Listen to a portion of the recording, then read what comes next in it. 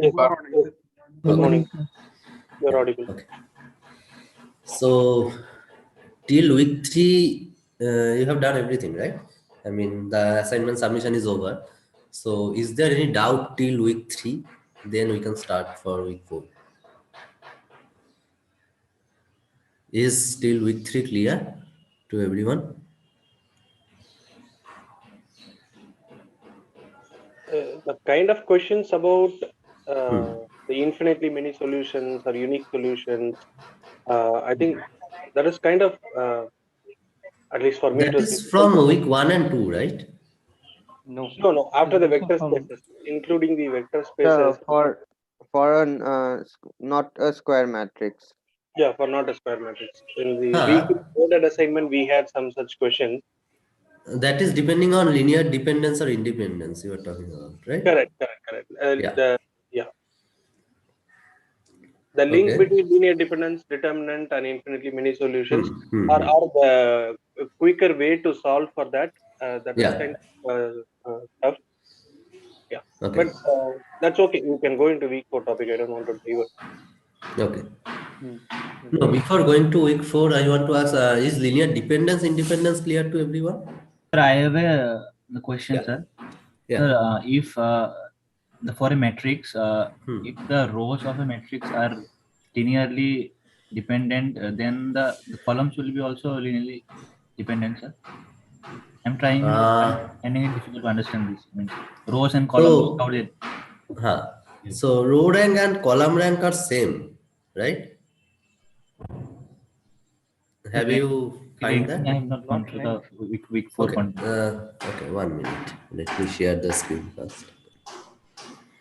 The determinant also will be same once you transpose. But determinant only comes into the picture when you have a square matrix, right? Yeah. Otherwise, you cannot talk about it.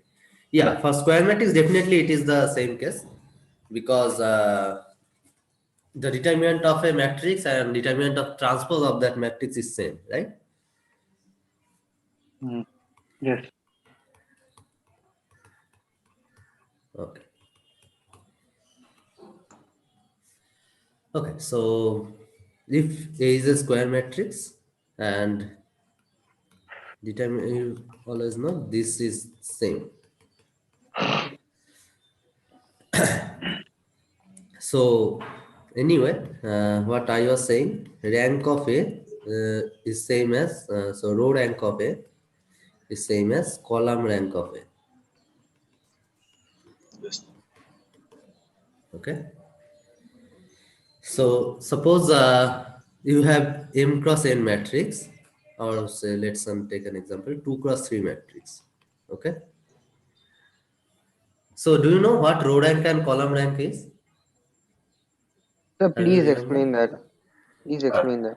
I know it theoretically, but could you take an example of? Okay, theoretically, what you know? Just tell me. Sir, is it number of rows? Is it number of independent rows, non-zero rows? Yeah, exactly. Number of independent rows. So if you do start with a matrix, suppose 2 cross 3 I am taking. So 1, 0, 2 and 2, 1, 3. Suppose this is a 2 cross 3 matrix, right? Correct. So this is my A. Now for finding rank, what do we have to do? Row echelon form. Row echelon form. So we have to do elementary row operation, right? So R2 minus 2R1. What I am getting? 0, 1, minus 1. minus 1. So this is in row echelon form, right? Correct. Yes, sir. Okay.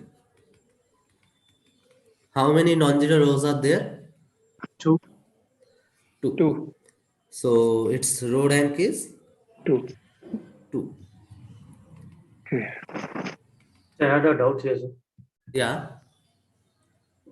Sir, you for row echelon form, already the diagonal is 1, 1, right? So why should we do So this? for the first row, this is the pivot element, which is 1. For the second row, this is the pivot element, which is 1. And there is no third row, so we don't have to look further. Above the 1, there is 0. Right? So that was the definition of row echelon form.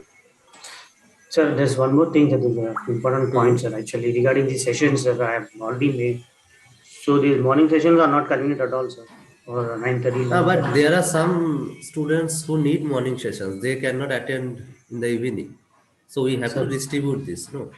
So, but for working professionals, you are not able to attend at all, sir. But for some student, no, what I am saying, for some So student, there are in all 3 sessions at 3 different timings: afternoon, morning, and evening. So evening are meant for working professionals.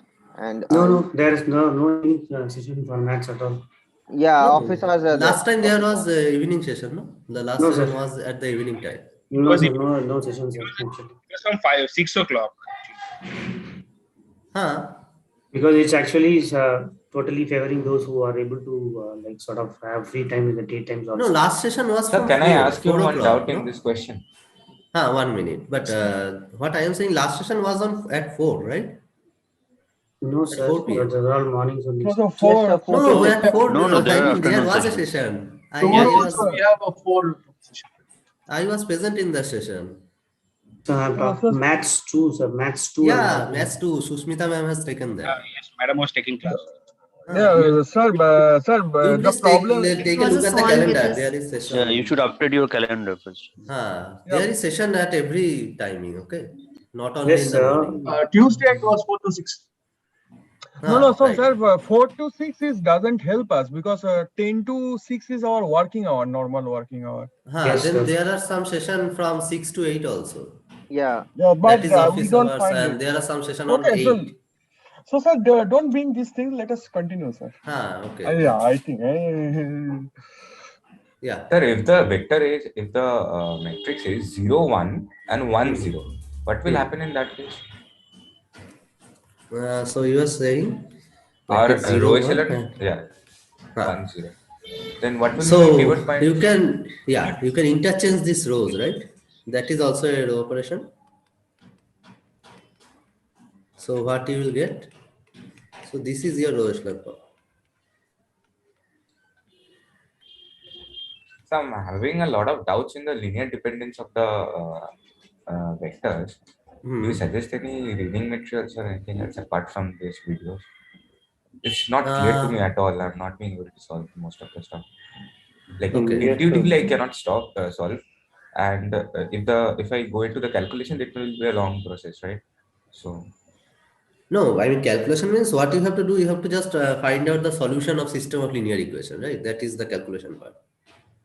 Yeah, but not always it's possible, right? So some problems I have to do intuitively, right?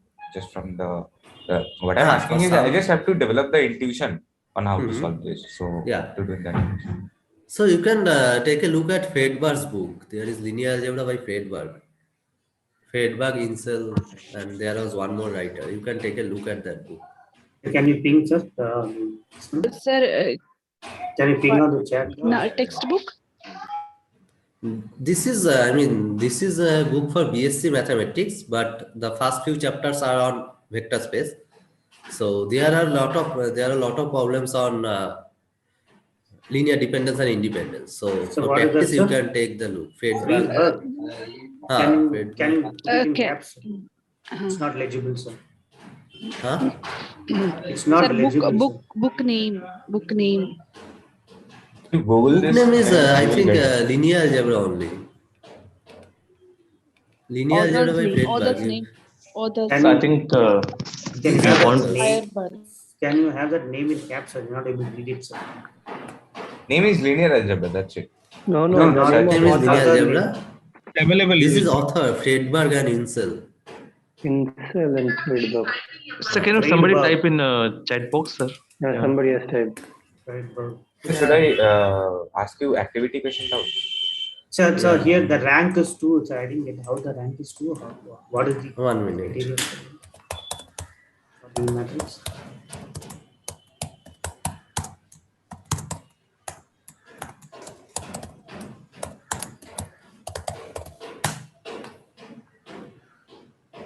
Yeah, somebody has given the link also. Okay. So the rank 2, can you explain that? So I didn't get it. So I didn't understand. So for rank this is number of non-zero rows. after row reduced echelon form. Okay. Number of non-zero rows. So here there's a 0 in every row, right? Non-zero row means what? I didn't get it, sir. There is at least one non-zero element in that row. Okay. Zero row means every element is 0 on that row. Okay. Sir, after we exchange R1 and R2. Non-zero row means even if one is non-zero, it's a non-zero. That is non-zero row, right? Okay. So that's the rank is how many non-zero rows? After reduction, after row echelon form. Yeah. Okay. Sir, after we exchange R1 and R2, then my basis vectors will become 2, 1 and 1, 0, correct? 2, 1. Yeah, then in that case, I have to change that original vector also, right? A for A. That I am coming later. First, let me clarify what is rank, row rank and column rank. Okay. I am coming to linear independence later. Okay. So till this point, it is clear that the row rank of this matrix is 2. Correct? Correct? Now, I am asking what is the column rank of this? Row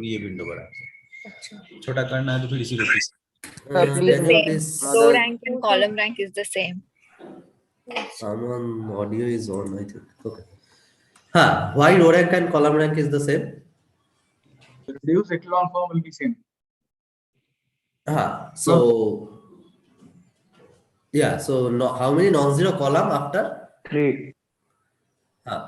So if we consider, now I come to column rank. Okay. So if I take this matrix 1, 2, 0, 1 and 2, 3. Okay. So by doing column operation, can I make any column 0? Sorry, could you put the same in the column, like the same vector? You do the 2 by 3 kind of thing. No, I am not getting what you are saying. What? Okay, the same. Same matrix. This is the same matrix. You consider a 3 by 2. So the rows can be written as columns. That is okay. But I am taking the same matrix and I am asking what is the column rank of it. So what is it because the number of independent columns are 2? Is it because of that? Yeah, exactly. This is because of that. So if you do column operation here, like you have done the row operation, you will see the first 2 rows are non-zero and first 2 columns are non-zero, and the third column you can write it as 0. Okay. So I have a doubt. So we are supposed to do rowish. I have a doubt. Sir, can you do this operation here? Can you do this column operation, sir? Yeah. One by one. First and second column is third column. Sir, we are supposed to do row echelon form and only then check for column, right? Or what is the process? No, I am saying the theory behind it, why this is working. So it is enough to check the row echelon form. That is my point. But I am saying why that is true. Okay. So after row echelon form, the rank is 3, right?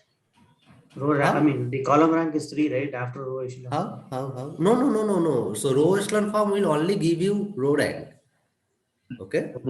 It does not give you column rank. But column rank, how to do the column rank? That was I was telling. No. Let me finish that. Then you can ask. Okay. So here we have to do column operation, right? We have not done column operation in any earlier cases. So let's see how column operation we can do. So there is 1. This element is already 0. I have to make this element also 0. Okay, that is my goal. So what I can do? C3 minus 2C1, right? Yes. So what I will get? This is 0. This is 2, 1. And now what I can do here? This is 3 minus 4, right? So minus 1, correct? Yes. Yeah. Okay. Now what I can do?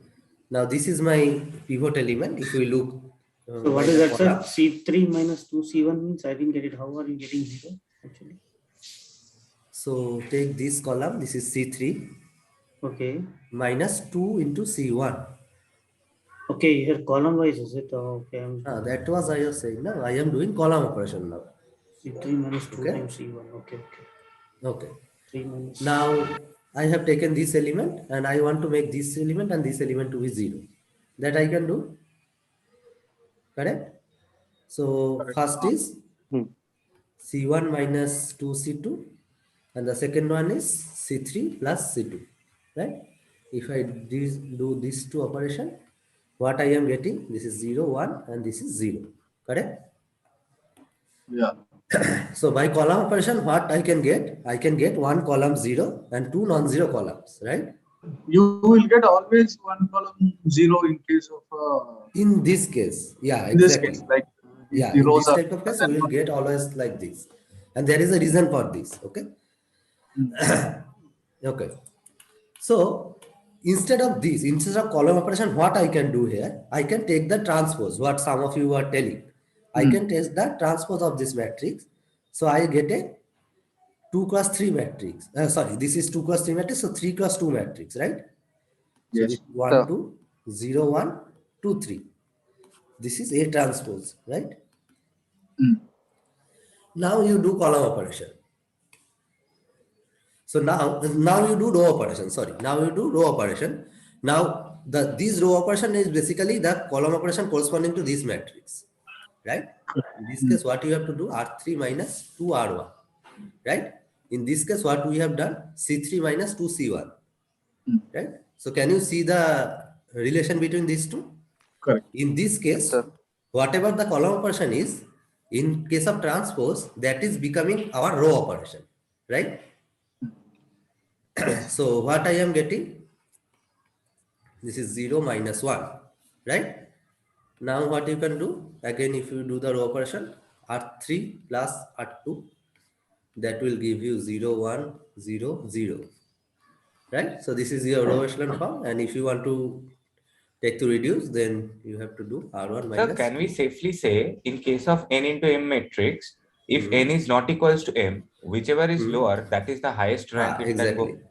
Yeah, exactly. That is the case.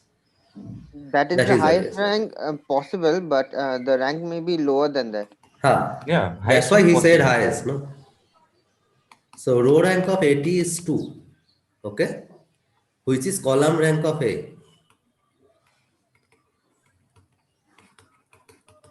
And this column rank is same as this row rank of this matrix.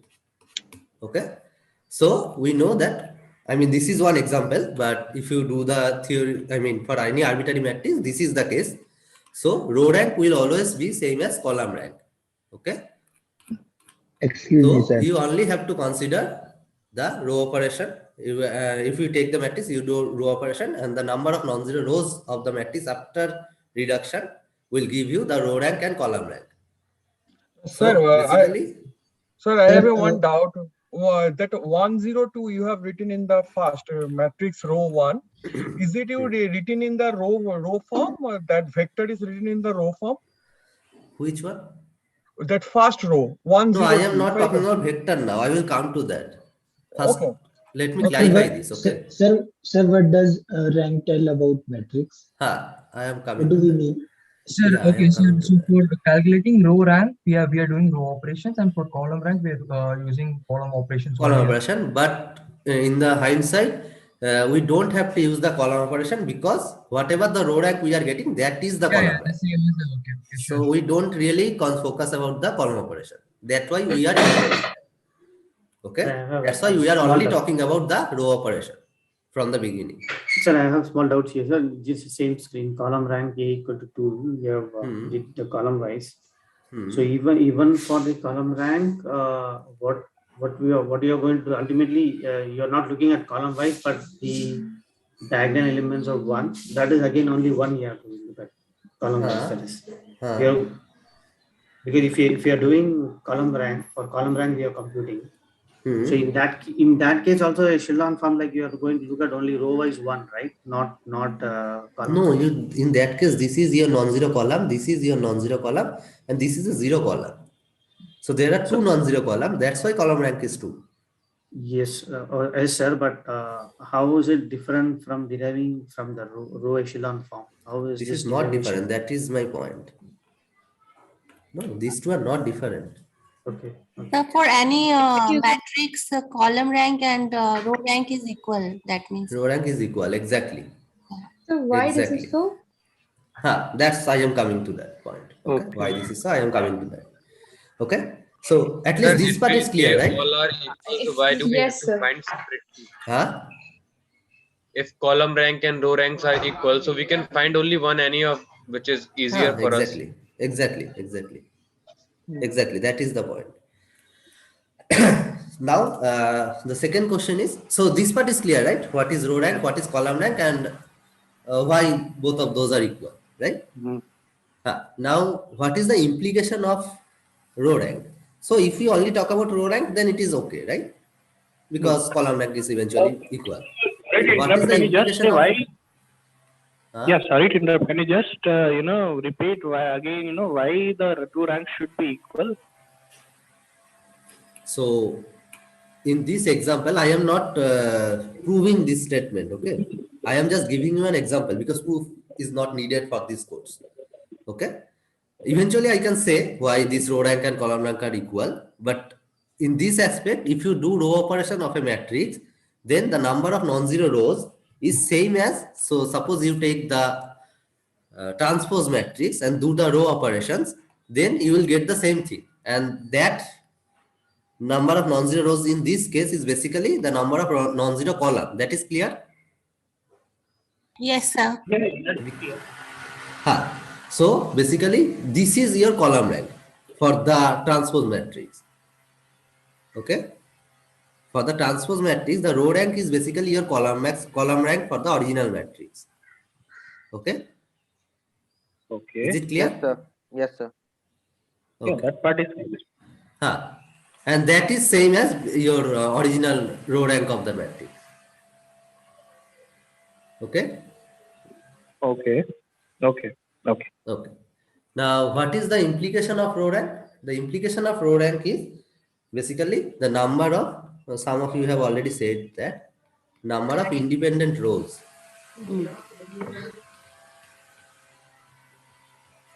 Okay? Number of independent rows of a matrix. Okay. Is it the number of independent rows or dependent rows? Independent. Rank is independent rows. So what is the meaning? What is the meaning of independent rows? And that I am coming. Now, what do you mean by independent row? So you have learned what is linear independence, right? Linear independence and dependence.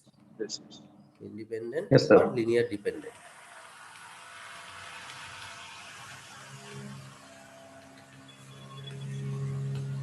Now, what does it mean? Suppose, so in case of vectors, I am telling now, suppose you have three vectors in R3. Sir, your voice is echoing. That is not due to my system. It's okay now. Okay. So this is three vectors in R3. Okay. Suppose I am having three vectors in R3, V1, V2, and V3. Suppose I am taking. Sir, you need to unmute out some noise. Can you unmute, sir? I'm sorry, can you mute, sir?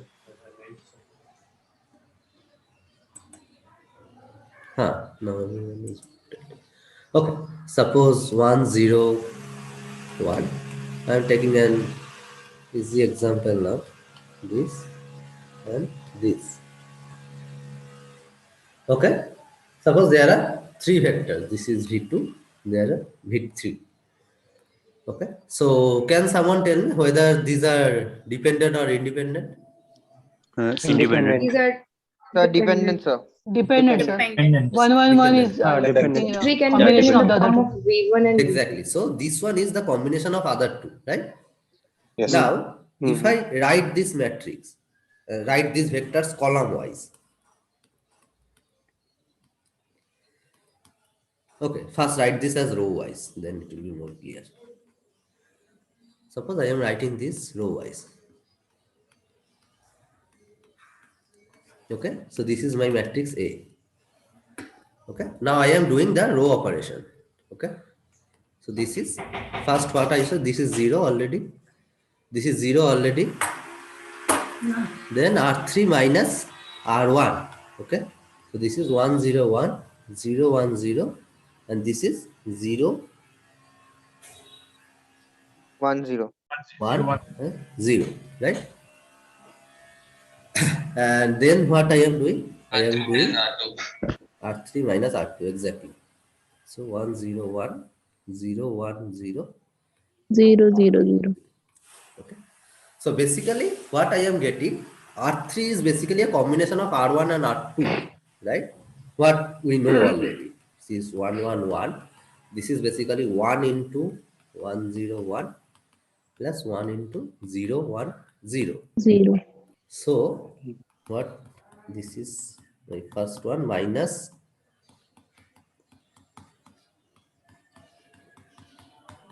right. This is what I am getting, correct?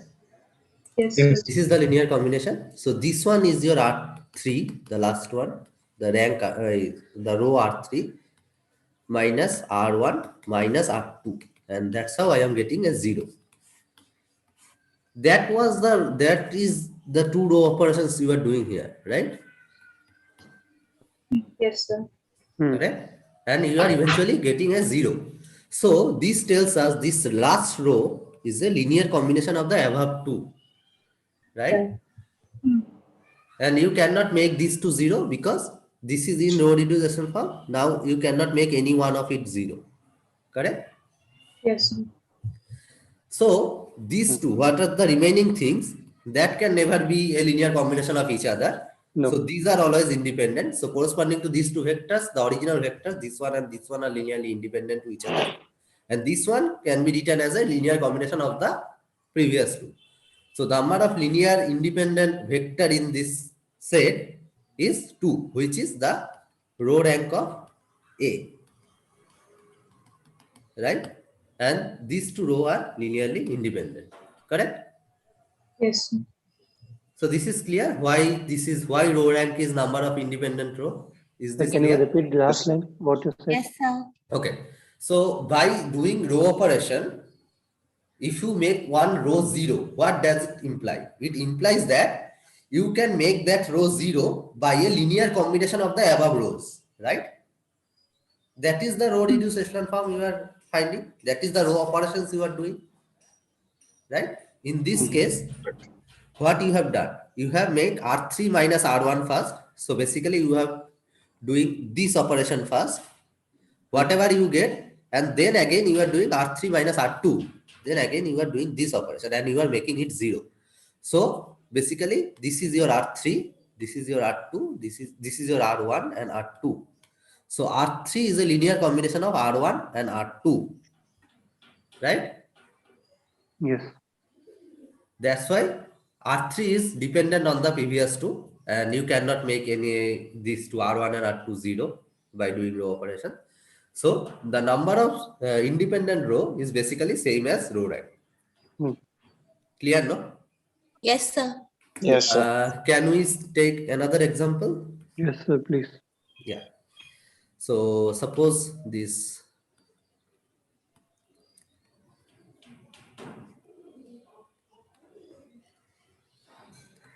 two, 1, 6, 9.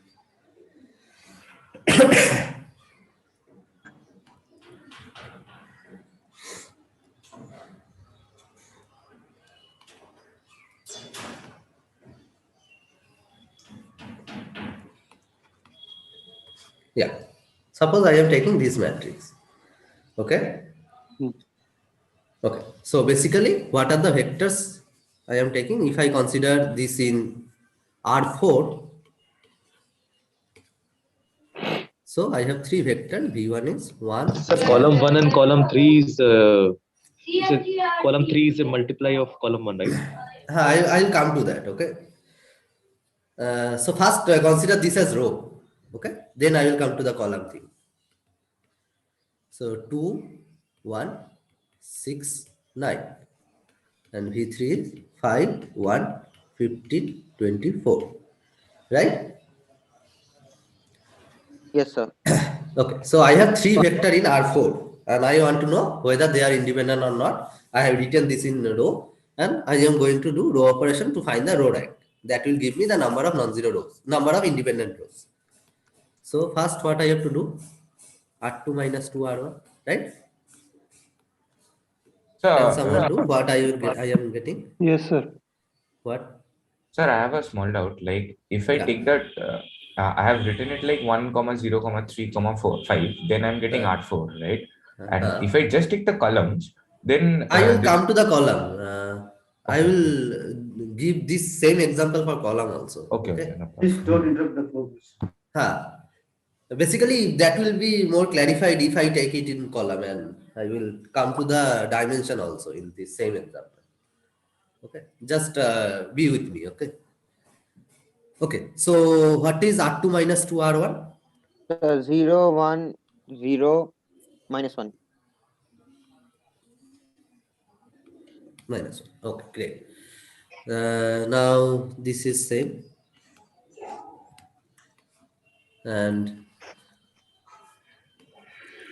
now R3 minus 5 R1, right?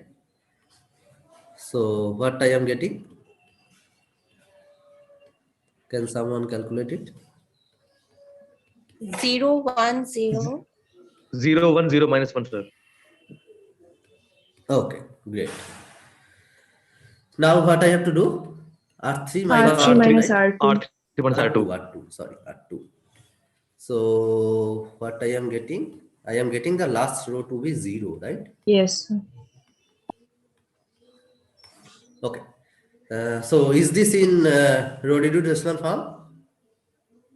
Yes, sir. Yes, sir. Yes, sir. What is the row rank? 2. 2. Row rank is 2. Okay. So basically, these 3 vectors in R4, if I take these 3 vectors, then the last one, this V3, can be written as linear combination of V1 and V2. That's what I am getting from here, right? Okay. Is it clear? No? Yes, sir. Sir, can you repeat again, sir? Can you repeat this last row, this last vector, basically, this vector. This is R3 corresponding to V3, right? This last vector can be written as linear combination of the previous 2. Yes. Okay. That's what we are getting, right? By doing row operation, that's what we are getting. We are doing something with R1 and R2, and I can write this so that I am getting 0, right? Yes. So if you can check Correct, that, sir. so this is 5, 1, 15, 24. This is nothing but, I think 3, 1, 0, 3, 5 plus this one, 2, 1, 6, 9. How can we get that scalar multipliers by trial and error? At trial and error only we can do it, or anyway. Now we found the equation. You can solve it anyway.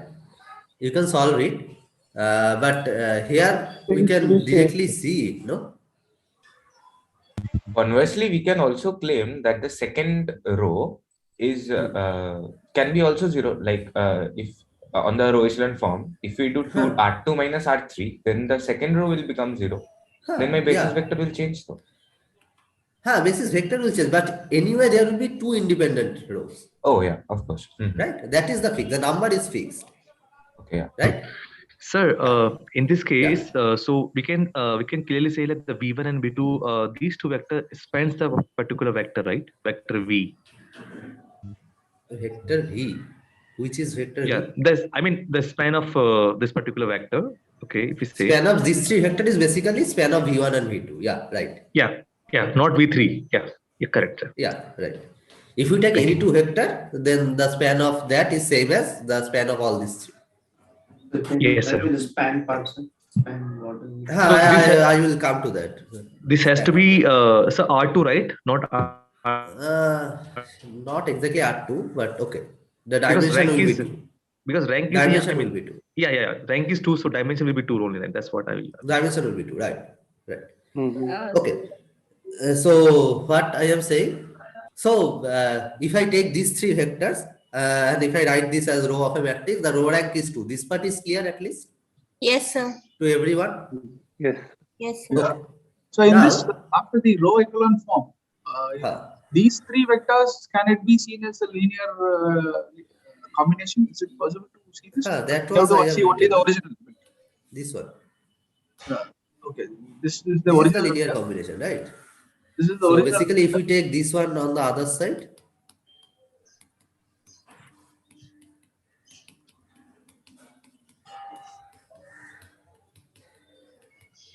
so this is 0, 0, 0, 0, right?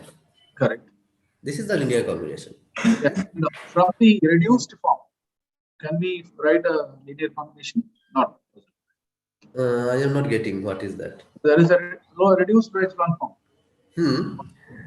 From these form, can we write a linear combination? No. Whose linear combination? The reduced form vectors, not the original. These two vectors. No, these two vectors are independent. No, that is the point. Yes, sir. Okay, sir. So from the row operations, can we how are you arriving at the final, I mean, equation that coefficient 3? How are you arriving at that? Like, are you from the R2 minus 2 R1 and R3 minus 5 R1, are you just adding all those and getting?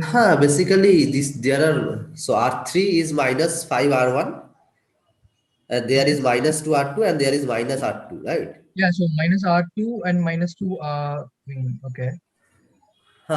So if you replace this R2 with minus 2 R1, then you will get 3 R1 minus plus R2. Sir, looking at the last Sir, my question is out here, sir. Sorry. Can I continue? Yeah. There's one, when you look at this last equation, 3 times 1, 0, for vector, equal to 0, 0, 0. So if you let's say if I take any one of these to the right hand side, like for example 1035 or 20169, and have all the remaining the first vector to the left. So it is actually a linear combination. No? Then how can we say that they are independent? They are? Can you scroll down, sir? Can you scroll down? Yes, so here when we have 3 times 1035 vector plus 2169 minus 1 times 1524, right? That is equal to 0 vector. So if looking at this, now let's say I bring first or second term to the right hand side, that is, I am able to get that from the combination of other elements. So how can we say that these two are independent? So at least these three are dependent, that is clear, right? Yes, sir, that is clear. What I'm saying is, now you want to know that why these two are independent, right? Yes, sir. So you know when two vectors are dependent to each other, one has to be multiply of the other. Yes, yes. Is one of them is multiply of the other? No. Yes. Yes. Why? Which one? Yeah, this 1035 and 2169. Are they multiply of each other? No. No. So they are independent, right? No, sir. I'm not talking about that, sir. See, linear dependence or independent means if you come to the next final line, wherein we have the equation 3 times the first 3 times vector v1, first time vector v2 minus 1 time vector v3 equal to 0. I am saying you bring any one of this from the first. Let's say v2 vector v2 if you come to the if you keep it to the left hand side and remove all the others to the right hand side, then I'm having it as a dependent vector of the other two vectors. Right. So how can it be independent when it is dependent on? I am not saying okay. So what is concept of linear independence? Suppose I have 3 vector, okay? I am saying this set is linearly dependent, okay?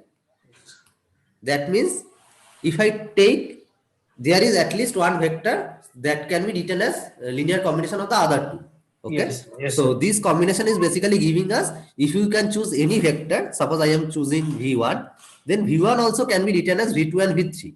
Okay. And this row rank 2 is given as giving me that there is 2 linear independent vector.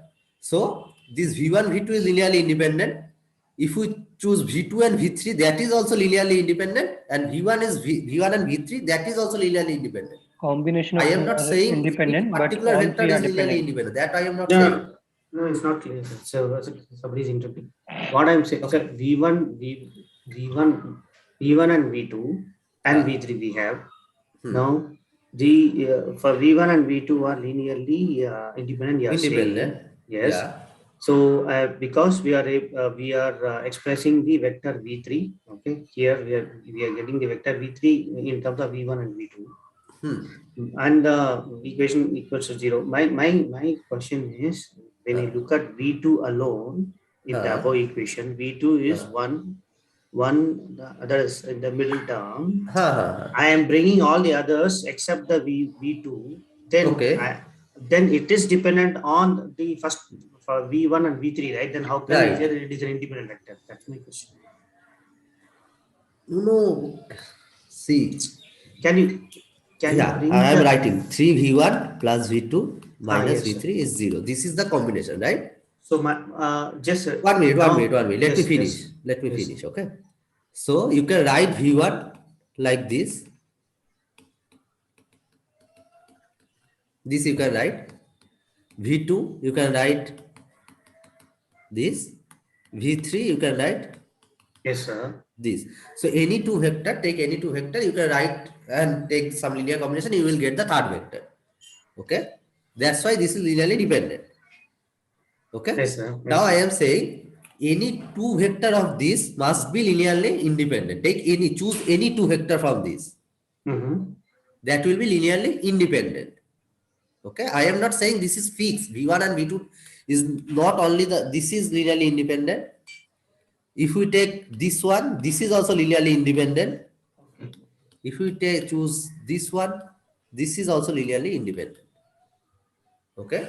So among these three vectors, if you choose any two vector, that will be linearly independent. Yes, sir. Any two, that is okay.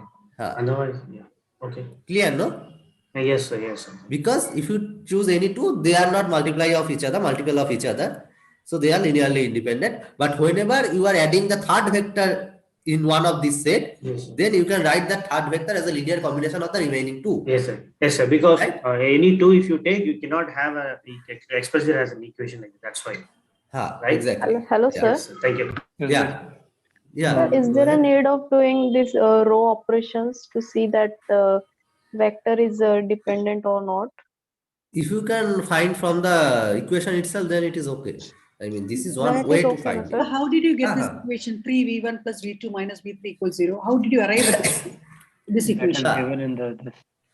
So suppose here how we will get that. So you choose here A, B, and C, and then solve for ABC. You will get some equation, right? Right. And you solve for ABC. So coming back to my earlier question. Sir, one doubt, sir. Okay, one by one. Is it clear? If we solve for ABC, we will get that these values. Yeah, solving also will be get, but my question is my earlier question: the row echelon form. When you come to the row echelon form, reduced row echelon form.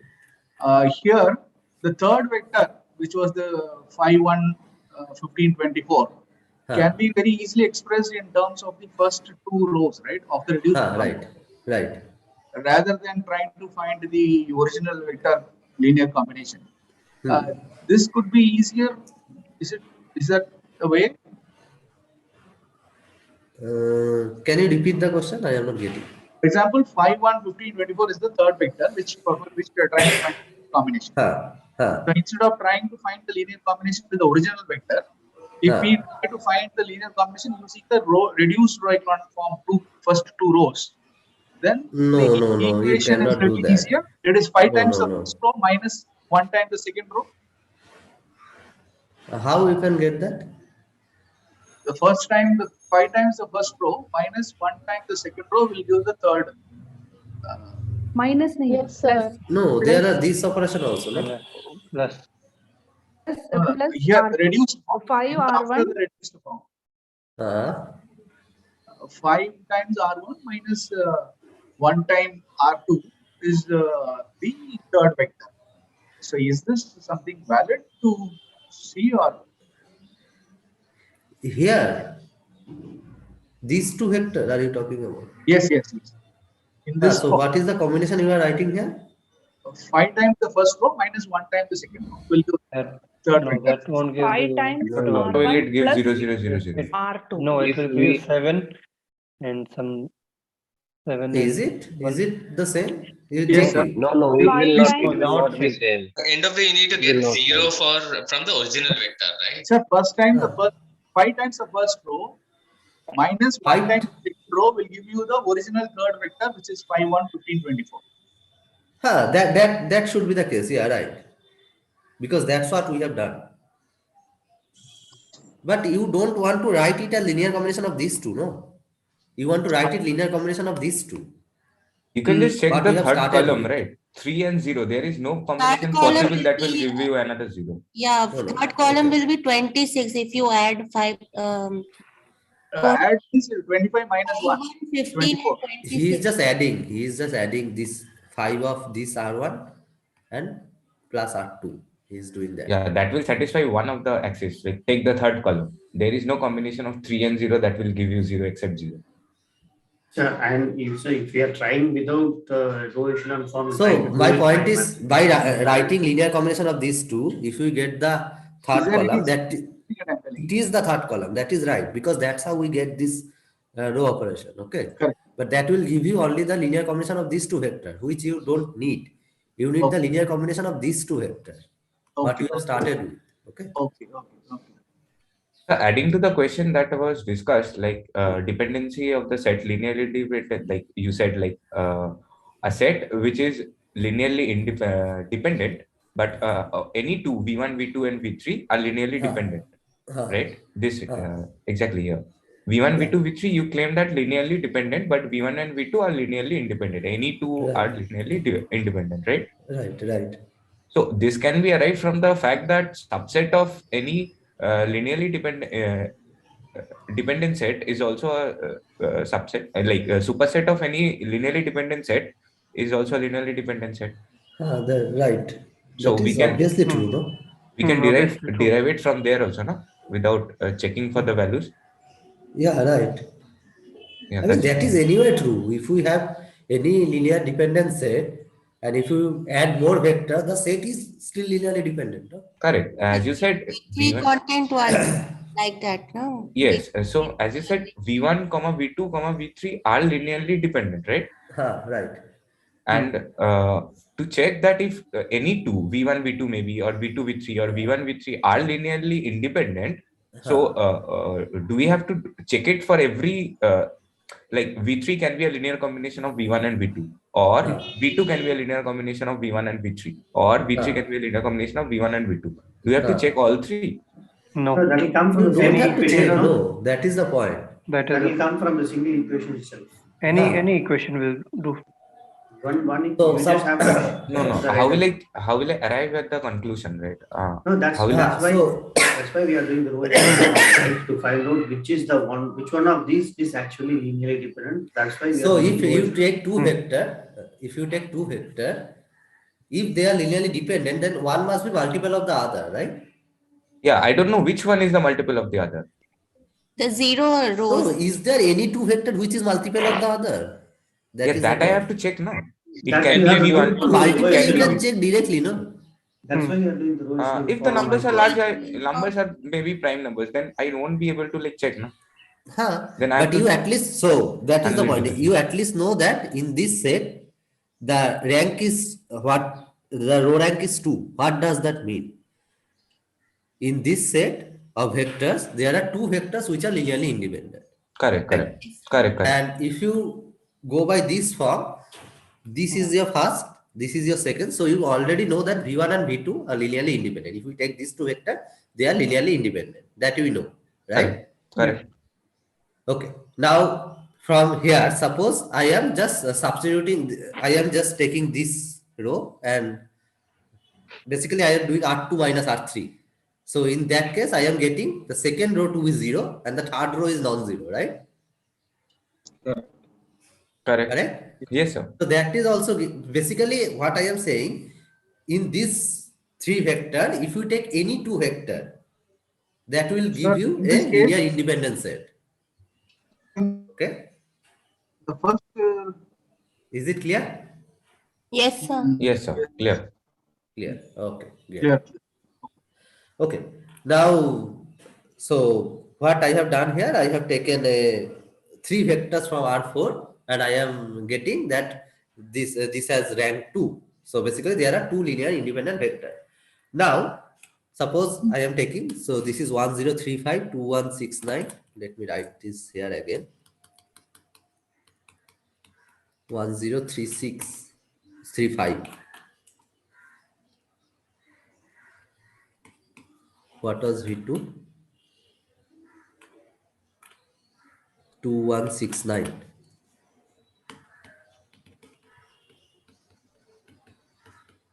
And what was V3? 5, 1, 15, 24. 5, 1, 15, 24. Okay. Okay. Now, suppose I am writing these as column.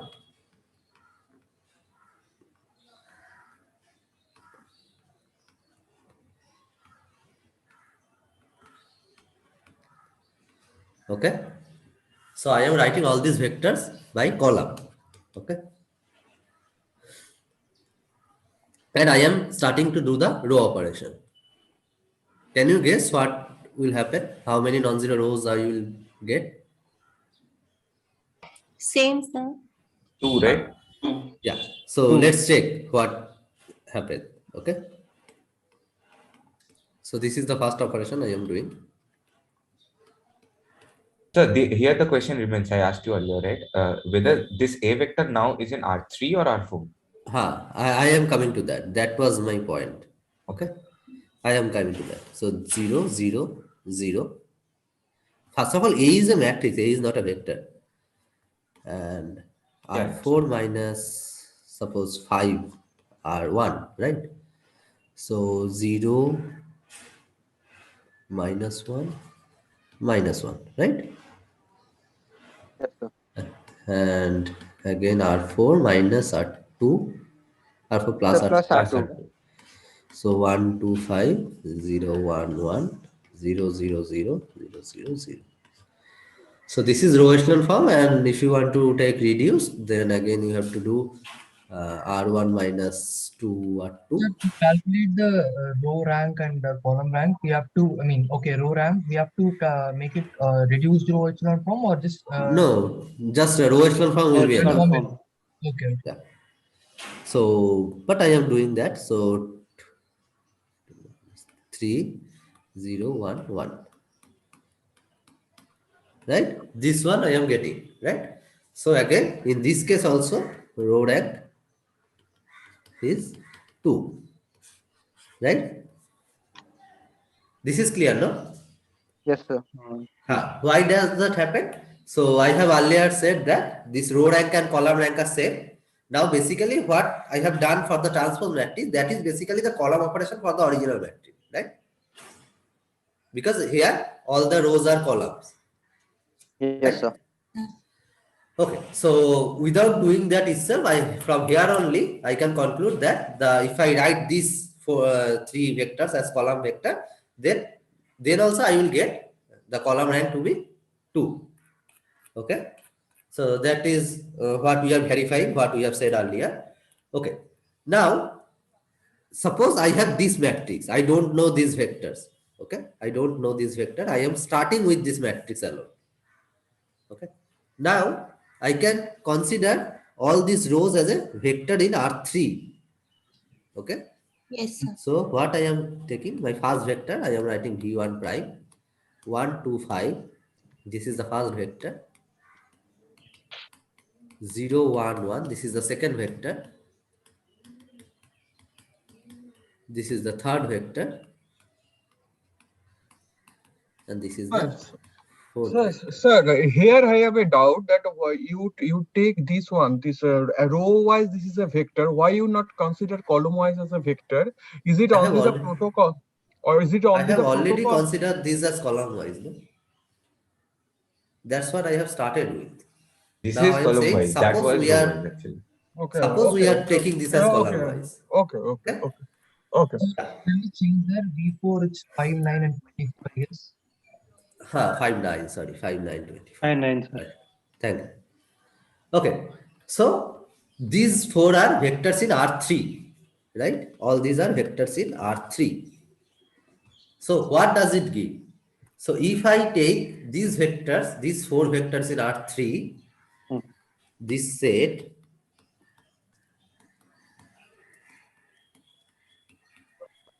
these are subset of R3, correct? Correct, sir. And this is linearly dependent, that I can conclude. And how many linearly independent vectors are there? Any two. Any two, correct? Except it won't be 3 and 4, but it will be at least 1 or 2 should be there. So we at least know there are at least 2 linearly independent vectors in there. So how we derive this linearly dependent, sir? All these 4 from the earlier one? That is what I was talking from the beginning. No? The number of independent rows are basically number of independent vectors.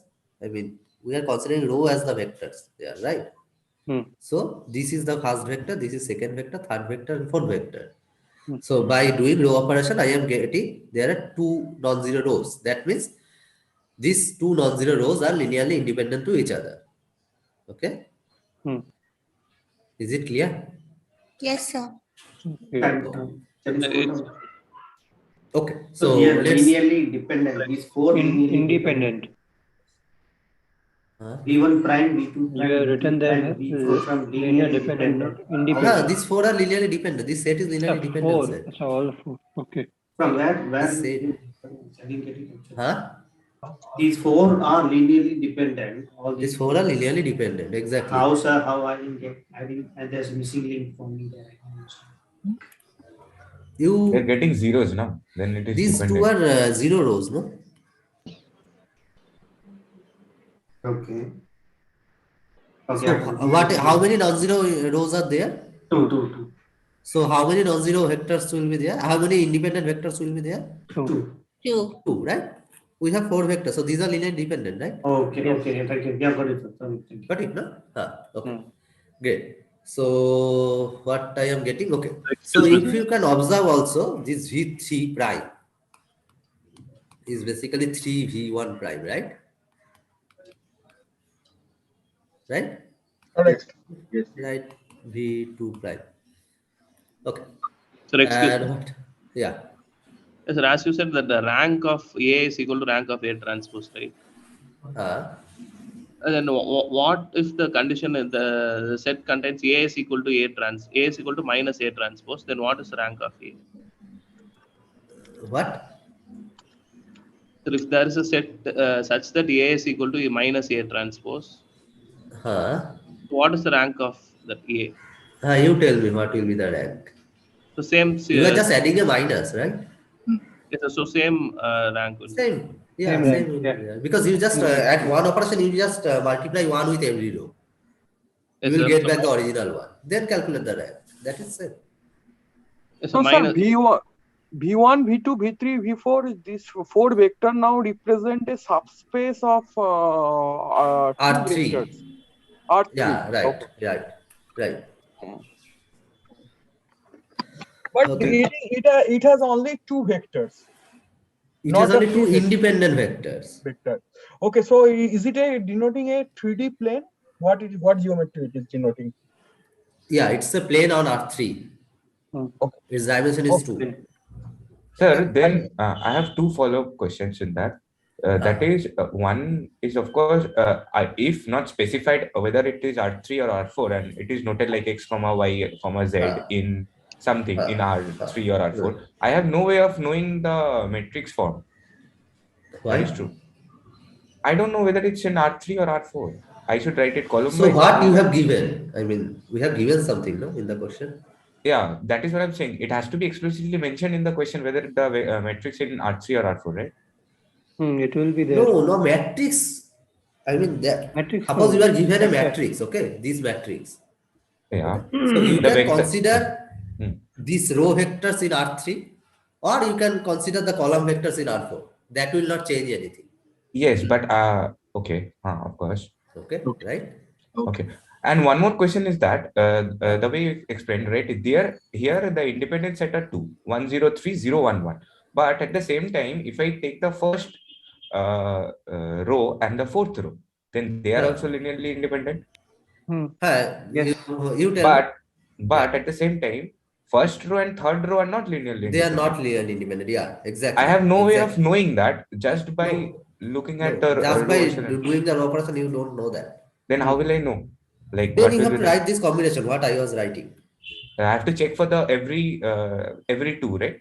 Like V1, exactly. V1, You know V2 there is are two confirmed. linearly independent set. I mean, yeah, V1, V2 is confirmed, but V1, V3 might be or might not be. Might not be. Exactly. Right. Yes. Exactly.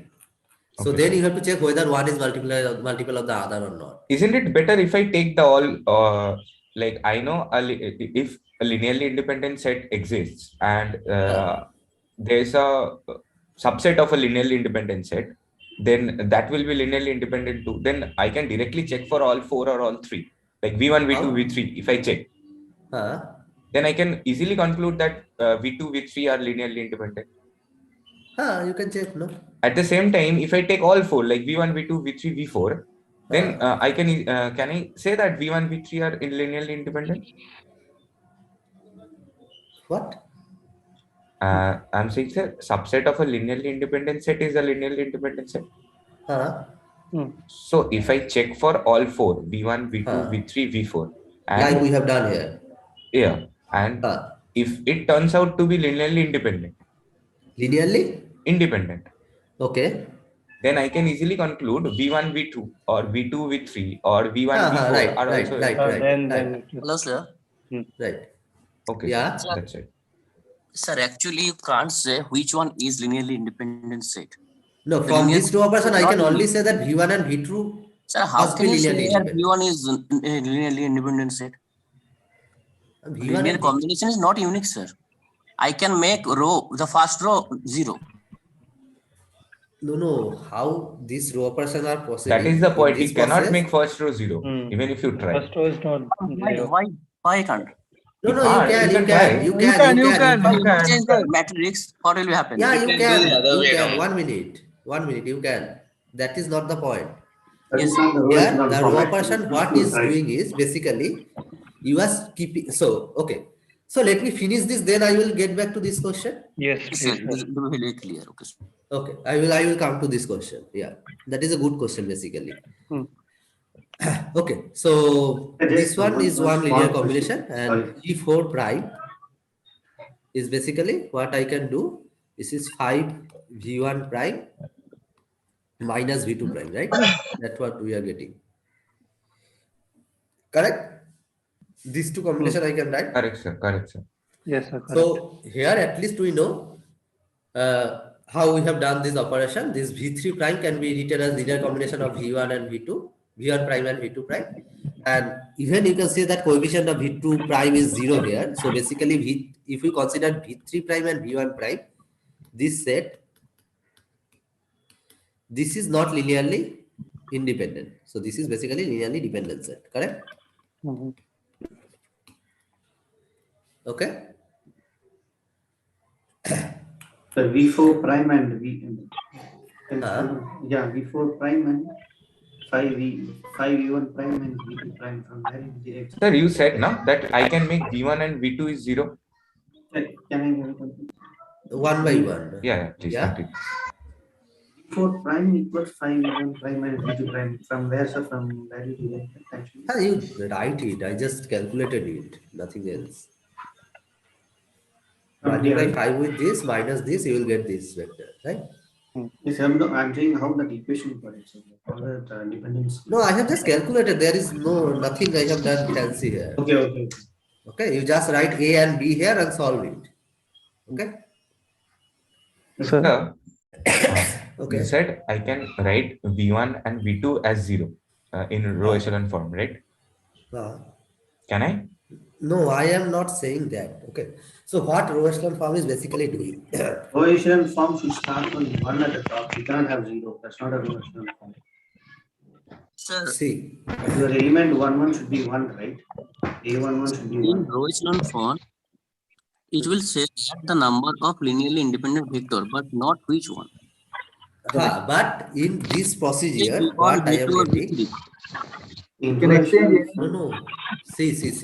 Any row and 1 minute. In this procedure, the row echelon form, how it is defined, these first non-zero rows will be corresponding to those vectors which are independent to each other. Okay, Yes, that's how it is constructed. Correct. Okay, so if I am getting first two vectors in this echelon form as non-zero rows, first two rows are non-zero, then the first two vectors must be linearly independent. Yes. Okay, Mm-hmm. is it clear? I think Iqbal was asking this, right? But sir, clear? I can make first two row 0. You can make, but I am saying if you just follow the procedure of row reduced echelon form, there is some definition of row reduced echelon form there, right? That all the zero rows should come below, right? Yes, sir. I know. It is clear, no? All the zero rows cannot be go above these non-zero rows, right? If you follow this procedure, then the rows corresponding to the non-zero rows, that will give you those vectors which are linearly independent to each other. Is it clear? Interchange the row also. So basically what I am saying, so here I have four vectors, right? V1 prime, V2 prime, V3 prime, and V4 prime, right? So if I just consider this, only this set, V1 prime, okay? Now I am saying what actually row operations are doing. Okay, so if I am taking this V1 prime alone, this is a singleton set, right? This is obviously linearly independent. Yes. Okay, so I am keeping this as it is. This is my first row. Observe that 1, 2, 5, right? This is my first you row. are taking V1 dash according to V1, right? No, this is my V1 dash. This one, the first row. 1, 2, 5. What is relation between V1 and V1 dash? No relation. Yes. Sir, here 103. Okay. So 103, 011 are linearly dependent, right? You said the echelon form. Independent. Sorry, independent. So what this 1 to 5, this is the first row of our matrix, and I am keeping this as linearly independent set, right? Now I am putting this my second vector, V2 prime. Okay. So V2 prime was 0, 1, 1. Okay. This is my second thing. Okay. Now I am checking whether these two are independent or not. Okay. These two are independent because one is not multiple of the other. Yes. Right? So I am keeping this set aside. This is my linearly independent set. Okay. Sir, but you are checking the echelon form. You have to check the matrix from the vector. Even if you check the matrix, if you do the row operation of these two rows, you will not get 0, right? No. Clear, no? If you take this matrix 1 to 5 and 0, 1, 1. Okay. Yes, this is already in row echelon form, right? Yeah, but does this ensure that if I cannot make a linear combination of another row in this set of matrix, that the original rows in the matrix form are linearly independent? Only these two vectors are independent. There may be other combinations which are dependent. No. Okay, one by one. When someone is asking question, please let me hear that first. Okay. Otherwise, I am becoming confused. Sir, what I am saying is, if 1 to 5 in my row echelon form, right? 1 to 5 is there. Second row becomes 0, right? Third row is non-zero, and fourth row is another 0, right? Set of zeros, right? Then can we say that 1 and 3, row 1 and row 3 of what? What is the definition of linear row echelon form? All the rows should come below, right? All the 0 rows should come below the non-zero rows, right? Okay. So there cannot be 0 rows in between. But we can exchange that. We can change the rows there, right? Exactly. So the non-zero rows, whatever the non-zero rows you are getting, above the 0 rows, all the vectors corresponding to that must be linearly independent. In that way, I won't get anything from the. I cannot check whether V4 and V5 are linearly independent or dependent, right? You cannot check. You cannot check. Okay. But if you consider the vector matrix by putting V3, V4 in the first and then do the row echelon form, you can find the relation between V3 and V4. Exactly. That's why I was telling this example. I mean, how the procedure is going on. Hello, sir. Okay. Yeah. Sir, here the Sir, I want to make. Prita, 1 minute. Someone is asking question. Then Okay, you sir. can. Okay, sir. Yeah. Sir, here the V1 dash and V2 dash are the reduced row vector, right, sir? And what we have assumed V1, V2, it doesn't matter with V1, V2. Yes, right, sir. Right. Sir, I Okay, think let me everyone finish that. making this Then, if you have confusion, doubt, then suppose, 1 sir, minute, everyone, Iqbal. okay, sir. Let me finish this. If you then have doubt, then you can ask me. No, sir. Sir, everyone asking there is V1 equal to V2 dash is the specific row, but it doesn't mean. Correct. It can be any vector. Any, I can start with any vector. Yes, right. But sir, Right. I think they are thinking that. Okay. So, Pritam sir, I think the problem is that we are confusing that in this row echelon form, it is just giving me the rank of the matrices system. Okay, it will not pointed me out actually which vectors are independent vectors. Absolutely. I can take any one or two vector and make it independent. So that is Exactly. not the purpose. Yes. That is not the purpose of row echelon form. Row echelon form what? Yeah. So regarding that, I would like to make a comment. So as someone was saying, we can't figure out whether V1 and V3 are linearly independent or dependent. So my comment is that whatever permutation we take of the rows and reach the reduced row echelon form, in no case we shall get V1 and V3, both of them as non-zero. And if that happens, we can comment that V1 and V3 are linearly dependent. Yes. And also I want to point it out that if there is an R3 set is there is not a unique 3 vectors are linearly independent. There is an infinite sets of vectors that is linearly independent. Okay, so that is the reason row echelon form never give me the unique vector list. It will give me that there will be 3 vectors that will make this basis of the thing. Am I right? Sir, but I can start with V4 prime. That is my linearly independent set. Then I can do V4 prime, comma V3 prime. If both are 0, then we can say that those are linearly dependent, can't we? So now can I finish this discussion? Then I. Yes, please. Okay. Yes, please. Yeah. Anyone want to say anything? No, sir. I am getting where you are confused. Now let me finish this one. Okay. Then I think the confusion will go. Okay. So okay. So remember, these are my 4 vectors. Okay. 1, 2, 5, 0, 1, 1, 3, 6, 15, and 5, 9, 24. Okay. Yes. First of all, if I take a singleton set, that is linearly independent, right? Any singleton set, I can start with any singleton set. Okay. Instead of V1 prime, I can start with V4 prime. That does not matter. Okay. Correct, sir. Correct. Okay. Now I am adding one more vector. Yes. Okay.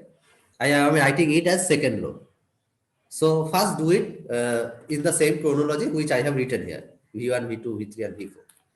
So in this form, in this matrix, suppose we are considering only this matrix, you can see this is already in row echelon form. So these two are linearly independent. Okay. Now I am adding one more vector. This one. Now is this linearly independent? Suppose I am writing 0, 1, 1, and then my third vector was 3, 6, 15. 3, 6, 15. Okay. Now if you do row echelon form, go to row echelon form, I am getting this one as 0, 0, 0, right? Because this is R3 minus 3 R1. Correct? Correct, sir. So among these 3 vectors, I already know these two are linearly independent, right? I am exactly know these two are linearly independent, which are my non-zero rows in the row echelon form. Okay. Yes. Okay. So for my discussion, these 3 vector will be enough. Now, suppose I am starting with V3 prime. Okay. I am starting with V3 prime. So my V3 prime was 3, 6, 15. Okay. This is linearly independent singleton set. Yes. Okay. Now I am adding my V1 prime here. After that. Okay. V1 prime. Okay. So this is So V3 prime and V1 prime. 3, 6, 15 and V1 prime was 1, 2, 5. So here, if you do row reduced echelon form, what I will get? Can someone tell me? 0, 0, 0. Which one is 0, 0, 0? Third one. The third. Or I can make the first one also 0. Second Exactly. Here I can make anyone to be 0. Anyone right? to be 0. So first one, by doing one operation, R1 and R3, I can make this one my first row. And then do the row operation and I am getting the second row to be 0. Or even I can make this R1 minus 3 R2 in this original matrix. I am getting 0, 0, 0, 1, 2, 5. I can make it that, but this is not row echelon form because 0 row should come below. So eventually I have to interchange R1 and R2. Yes. Right? So my first vector is, this is the first non-zero row. So basically corresponding to this, I am not saying this is the corresponding vector is V1. Corresponding vector to this vector is basically V3 prime. Do you get my point? Yes. Okay. Yes. Is it clear to everyone till now? Clear. Yes, sir. Okay. So when I am adding V1 prime, this is not linearly independent. I am getting linearly dependent set. Okay. Okay. Now I am adding V2 prime inside this. Okay. So V3 prime, V1 prime, and V2 prime. I am adding V2 prime now. So this is this vector 3, 6, 15, 1, 2, 5, and the last vector was 0, 1, 1. If I do the row operation, what I will get? First, what I should do? You do any row operation. Interchange the second Interchange first row. first, second and first row. You can do that. Okay, 1, 2, 5, 3, 6, 15, 0, 1, 1. Then R3 minus 3 R1. So how is 3, 6, so 1 minus, sorry, R2 minus 3 R1. Sorry. So 3, 6, 15. So 3, 6, 15, you have made 1, 2, 5, 7. And again, another 3, 6, 15, 9. Interchange the rows. okay, Interchange the rows. this and this. Then Then 2R2, sorry, 2R3 minus R1. Interchange second and third row, na sir? Because this is your 0 row, so it should come below that, right? Okay, okay. 2 and 3, sorry. Okay.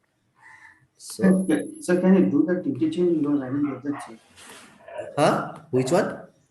After doing the first step in the echelon form, from 3, you tell me what I have to do. So this is one row echelon form I am getting. Okay, another someone is telling. Yeah. No, my doubt was 3, 6, 15. The first step we did the row echelon form 1, 2, 5, 1, 2, 5, and it becomes 1, 2, 5. Then 1, 2, 5 and 0, 1, 1. But the interchange, why are you doing the interchange? I mean, the interchanging. So do whatever you want. I mean, there is no obligation of doing this. Okay, finally we're getting 2 independent. Yeah, eventually you will get this one only. Okay.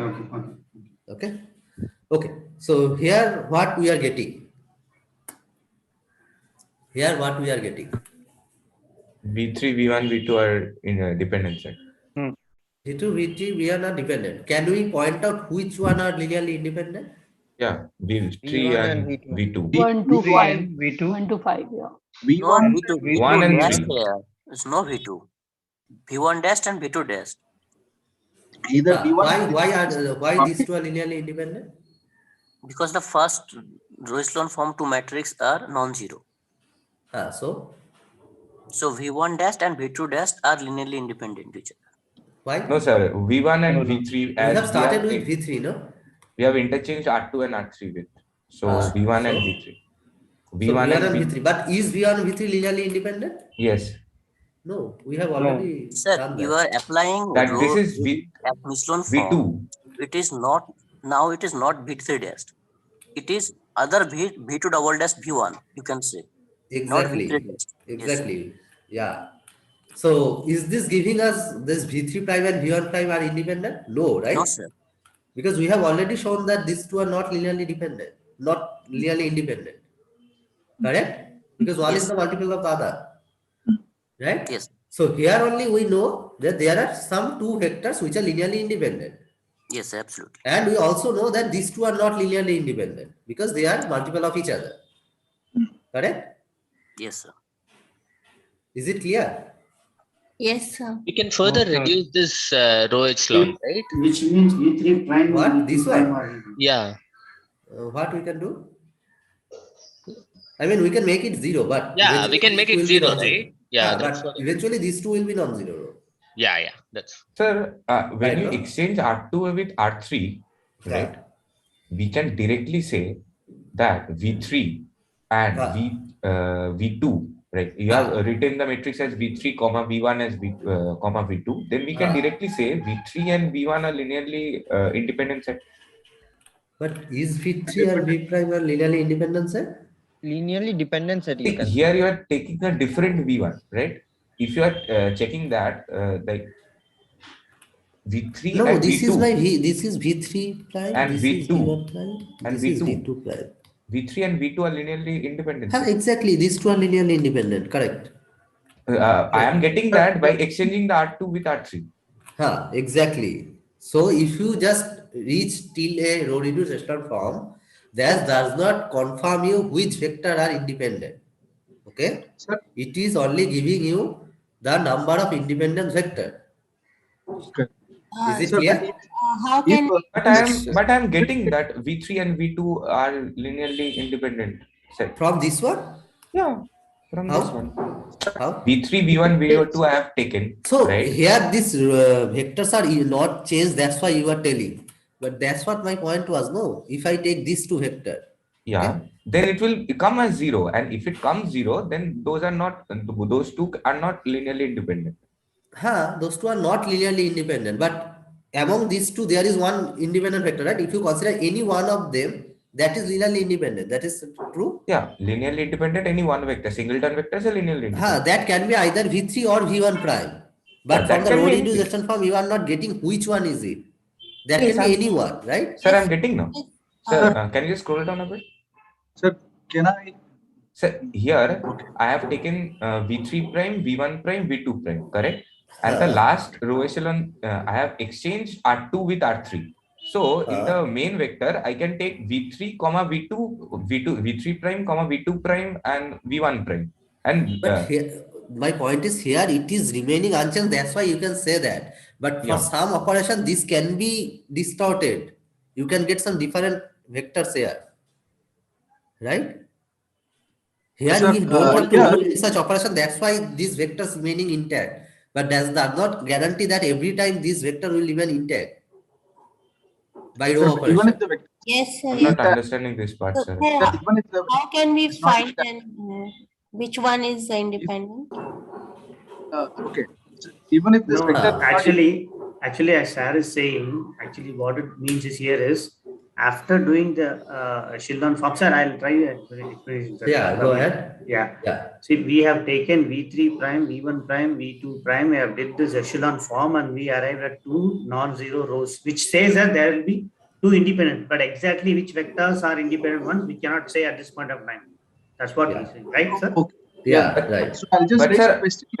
It says that, and because we earlier we had established that V3 prime and V1 prime are dependent. That's why V3 prime and V2 prime will be independent. Correct, sir?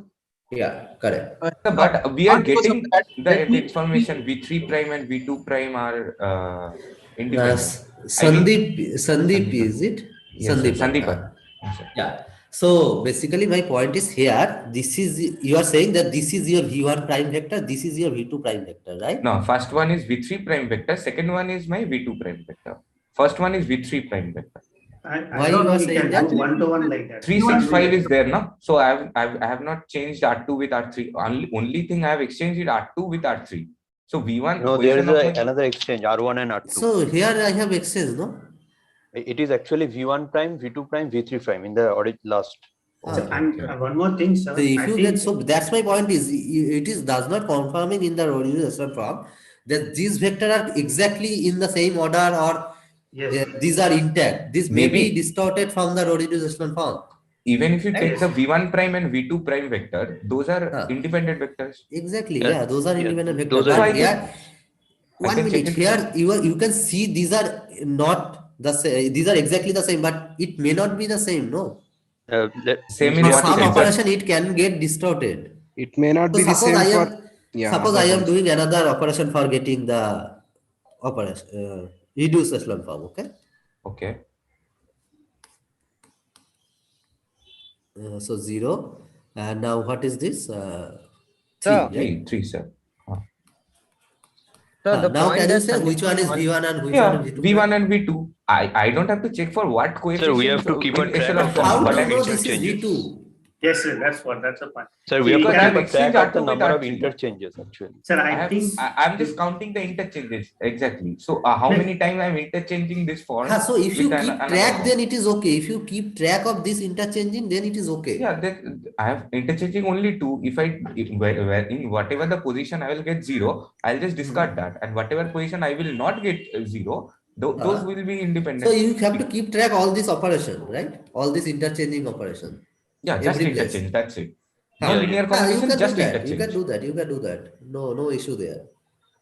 But I am saying whenever you are seeing only a row-reduced echelon form, that does not guarantee which one are independent. By just seeing the row-reduced echelon form, you cannot say that, right?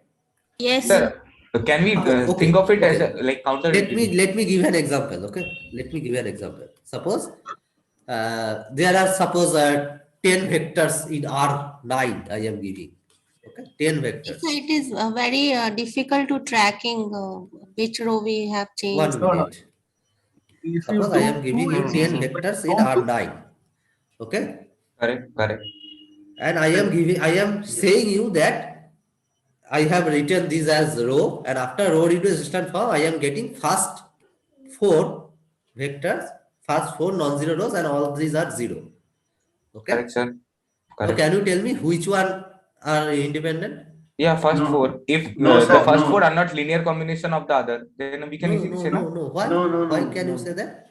We cannot. Because if we say, give me 1 second at least, guys. Sandeep, okay, let one complete, then you say something. Yeah, Sandeepan, go ahead. I can do it counterintuitively, correct? If there is a linearly independent set, and if I reduce it to a row echelon form, we will never get 1, 2, 3 like values. If it's a linearly dependent set, and if we reduce it to row echelon form, we will only get 0, 0, 0, right? So, if have you got my question? I have given you 10 vectors in R9. Okay. Correct. I am giving you and I have written all this as row vectors in this matrix. And after doing reduction, I am getting first 4 rows to be non-zero. Correct. Can you tell me which vectors are linearly independent directly from here? V1 to V4, why not, sir? Then 1 minute. Okay, when one is saying, please. Okay, so in this case, okay. Yeah. In this case, 3, 6, 15. This is your first one. Yeah. 1, 2, 5. Correct. And 0, 1, 1. 0, 1, 1. Yeah, 0, 1. So this is V1. Suppose now this is V1, V2, V3. Okay. Yeah. I have taken 3 vectors. Okay. Correct. After row reduction, I am getting some matrix, which is, what was that? 1, 0, 3.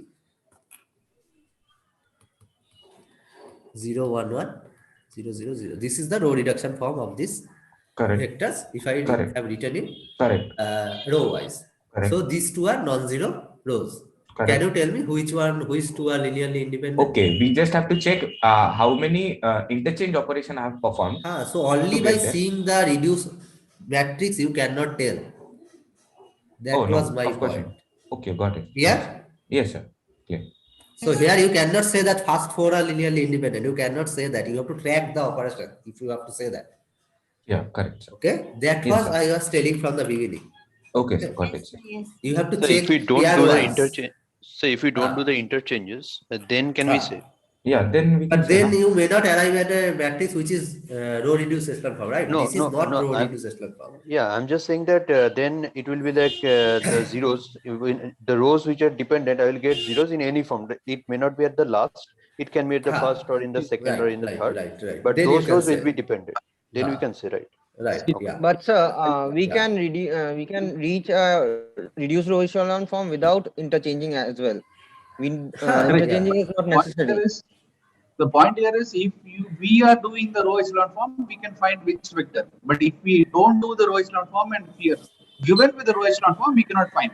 Exactly. Yes, exactly. Yes. When Got it is it, given, no? we cannot. Yes. It is clear, everyone? Yes, sir. Right, sir. Okay. So I have a doubt regarding the representation of matrices. So when you said that we can consider the given matrix as a R3 space matrix with 4 vectors or a R4 matrix with 3 vectors. 3 vectors, yeah, right. Yeah, but doesn't it has an impact on the judgment, or what do you say, interpretation of the matrices? Obviously, obviously there is a difference. Yeah, and I think we should always consider columns as vectors, because when we calculate a system of linear equations, that's what we Exactly, use to choose vectors. right, exactly. So column, So, if you want to take the vectors as a column, that is the usual, convention we are taking. Yeah, so Right? shouldn't we always consider this as 3 vectors in R4 space? Right. Okay. No, I mean, what? Yes, sir. 3 vectors in R4 space. If we consider column as a vector. Then there are 3 vectors in R4. So Yes. that's what we have started with, right? Yeah, and yes. I have just given this for an that, example so that the whole thing is can be clarified in a single example. Yes, sir. Yes. Okay. Okay, sir. Also, sir, can you? Conclusion is that we cannot find which vector are independent to each other from row reduced. By just only seeing, yeah. the row reduced matrix, we cannot conclude which are the linearly independent. Yes, yes. Okay. But if we track the row operations, I mean the interchanging of rows in this procedure, then we can make a find conclusion. out. Yeah. Clear? Is Yes, it clear sir. to everyone? Yes, sir. And sir, can you throw some light on row space and column space using this example? Okay. So till now, is it clear to everyone? Till now, what we have discussed? Yeah. Okay. Now, what does this row rank actually? So suppose I have 3 vectors in R4, which I have started with. What were the 3 vectors? 1, 0, 3, 5, 2, 1, 6, 9, 5, 1, 15, 24. 1, 0, 3, 5.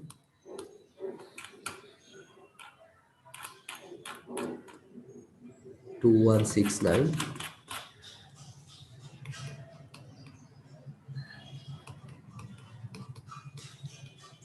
5,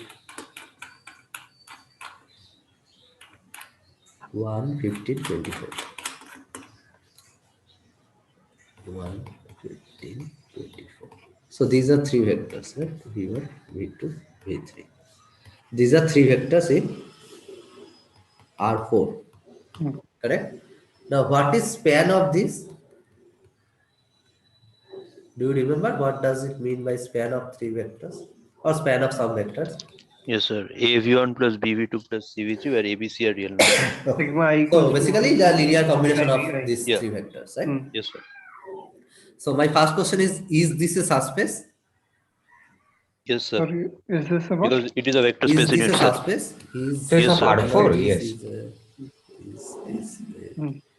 So I don't think it is a subspace. Why? We don't have the 0 factor. Why? Because if we take all the coefficient to be 0, 0 will be there, no? That ABC, what you are talking about, we can take all these as 0, right?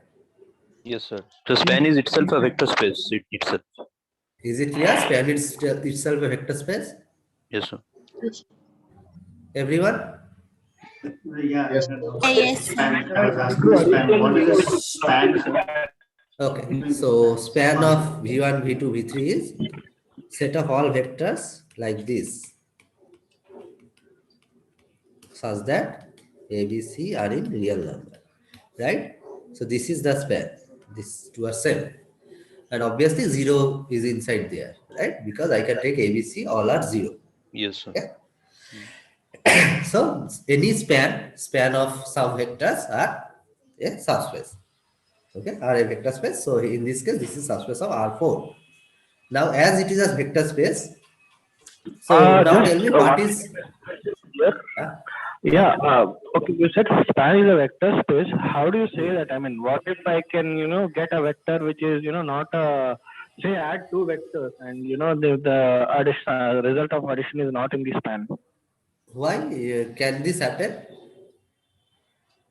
So suppose I am taking V1 prime, or say V. V is a vector in the span. Okay. Span of V1, V2, V3. So V can be written as a linear combination of this.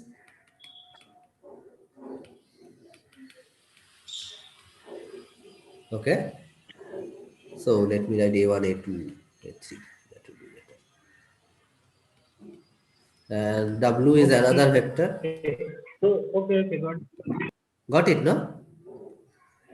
So since you're saying any vector is a linear combination, okay, even the sum we can mention as a linear combination. Okay. Exactly. Similarly, the scalar multiple also. Okay. So this is a subspace. It is clear to everyone? Is it clear to everyone that this is a subspace of? Yes, sir. Great. So A1, A2, A3 can be anywhere. I have a doubt here. Yeah. My doubt is A1, A2, A3, the coefficients can be any value. What is it? Any real number. So what exactly span means? All set of all these A1, A2, A3. Set of all linear combinations of these vectors. Sir, I didn't understand here the span V1, V2, and V3, how it is a subspace of R4. Why? Because all the combination you are getting, that should be inside It R4, should be right? subspace of R3, I think. Why?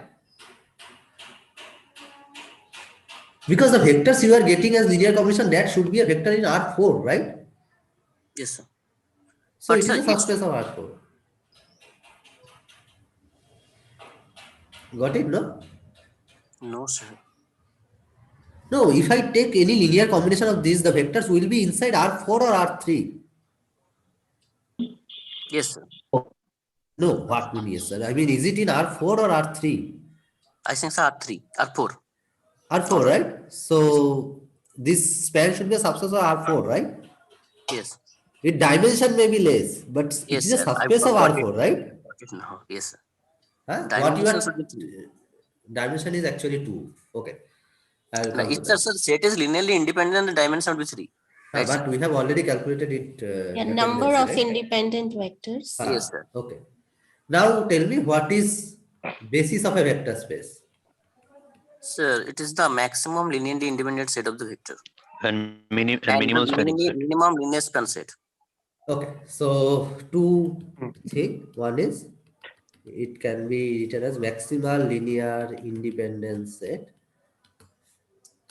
or minimal spanning set. Okay. What do you mean by maximal linear independent set? So it is the set. The vectors will be linearly independent, and if we add another vector, then it becomes linearly dependent. Exactly. And what is minimal spanning set? So it is a spanning set, and if we remove a vector, then it is no longer a spanning set. Now, why these two are same thing? Why these two are same because thing? spanning set Both have same independent vectors. Any change to the vectors, then it changes the dependency, right, or independency. Sir, if we remove all linearly independent vector here, so we can't span the set, the vector space. Why? So say suppose the maximum linear But independent it is the set is minimum, not. sir. The condition is vice versa. It is the minimum, so we can. Okay. Yes. Suppose I am taking V1, V2 to Vk. Okay. Suppose I am starting with a maximal linear independent set. Okay.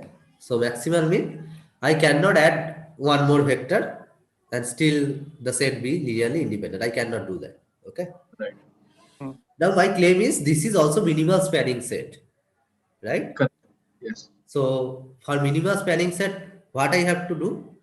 It's a linear combination of V1 to Vk, and if it's added, then it won't be linearly independent. Is it? I mean, if I want to show that this set Yes. S is minimal spanning set, what I have to show? So we can do. We can remove a vector. You have to remove one vector. Yeah, you can remove one vector and show that it is no longer a spanning. No longer linearly, no longer a spanning set. Okay. Yes. So How will I suppose show a minimum spanning set like that, sir? If that I is take the V1 definition. to Vk minus 1, correct, and remove Vk, then it won't give me a minimal spanning set. No. My claim is so what? Assume S is maximal linear independent set. To show what I have to show, S is minimal spanning set. Okay. Correct. So then I have to show that there will be a probably Vn, right? That is a some linear combination of V1 to Vk. If I add that to the set, that is V1 to Vk comma Vn, then that won't be a linearly independent set. No, what is the definition of minimal spanning set? You want to show minimal spanning set? Yes, that is I am saying no. If I am you are saying maximal linear independent set. No. Does that mean the linear combination of all V1 to Vk will give me some set from S, some other vector from S, right? The spanning set. Span of S. Sir, I'm proving minimal spanning set by Can I say this? Argument process. One by one. Yeah, Sandeepan, you go ahead, then I will come to next. So I know given that V1 to Vk is a minimum independent set, maximal independent set. No, that set. is maximal independent set. Yeah, maximum linearly independent set. So if I add a Vn, that is a linear combination of V1 to Vk. Why you are adding Vn? To prove that S is a minimal spanning set. But minimal means you have to eliminate something, no? Correct, sir. So if I add a Vn, that is any linear combination of Vk, then S won't be a linearly independent set. Then what have you proved? Then S is the minimum spanning set. How? So may I try? You think what you are saying, you just think once. So can I say can you just write once that Vn is any linear combination of V1 to Vk? Vn. So can I? Some combination of V1 to Vk. Yeah, alpha I Vi. I runs from 1 to k and add V1 to Vk comma Vn to S set. So new S prime is V1 to Vk comma Vn. Now this won't satisfy a linearly independent set. So this is not linearly independent. So of course S is the minimal spanning set. Why? S prime is not because I have added only one. It is maximal actually. You are not proving anything. So can I say that? From the maximum independent set. I am saying that. I am doing that. Okay. So can I just add one comment? So it should not be a proper subset of the spanning set. Sir, if it is a maximal independent set, then if I remove a set, if I remove a vector, then actually what I am doing is I am removing a dimension because the dimension is the... I am not going to dimension yet. What you are saying is correct, but I am not going to dimension yet. Sir, it is a maximum. It will not span the whole set space. It will span only the subspace. If you say that is okay. Sir, it's minimal spanning because if I remove any vector from it, it will, and then the linear combination of the remaining vectors will not give me any other vector from it. Is it right? Not exactly right. It will not do the whole space, vector space. It will do only subspace. Okay, forget about the whole space. Minimal means if I add anything in a linear combination of S to S prime. No. Minimal means if you remove one thing, it will not span again.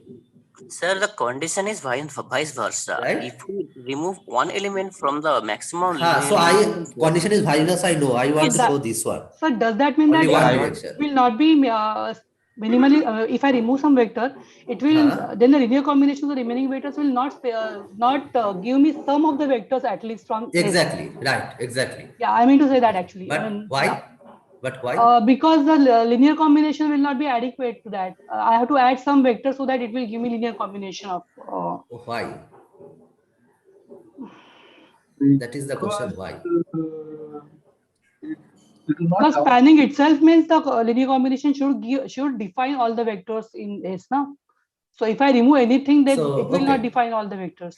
Okay, so let me just give a sketch of this. Okay, so I want to show that S is minimal spanning set. What does that mean? If I remove any vector from this, the new spanning set will be subset of this S, right? Proper subset of span of S. Yes. Is it correct? Yeah. Correct. Correct, sir. So if I remove one, suppose VK I am removing. Okay, anyone I am removing VK, the last one. Okay, so this is my new set, right? Yep. And I can prove that this is minimal if and only if the span of the new set is a proper subset of this. Is it true? Yeah. Is it correct? Yeah. Correct. Proper. Yeah. I mean. So if we can show this, then I can claim that this S is minimal spanning set. Correct, sir. Right. Right? Everyone agree Sir, to that? can we also say that S Yes, prime sir. is a proper subset of S? No. S prime is obviously a proper subset of S, no? So Yeah, here, because we are removing just one, no? So it is proper subset. So exactly my point. So if S prime is a proper subset of S, if I have to prove that, then if I add a Vn, what I said is V is a linear combination of V1 to Vk to that, then it will break the condition that is given. That is, it won't be an independent set. No. Sir, No. He's talking about You just VK. think VK what is not we a are linear combination, no? Sandeepan, see, there are three cases, right? One is the given set S is a minimal spanning set, or the other one is the any element removed from it. If there are a set of elements removed from it, we get some set S prime, which can be a minimum spanning set, or a superset of this S is a minimal spanning set, right? Now, if you introduce any element S to any element to S, what happens is it's not linearly independent anymore. And the fact that it is not linearly independent anymore comes from the fact that it is a maximal linear independent set. Okay, so once it is not linearly independent, you can't, and we know that a spanning set has to be linearly independent. So you can't go in that direction. So that case is ruled out.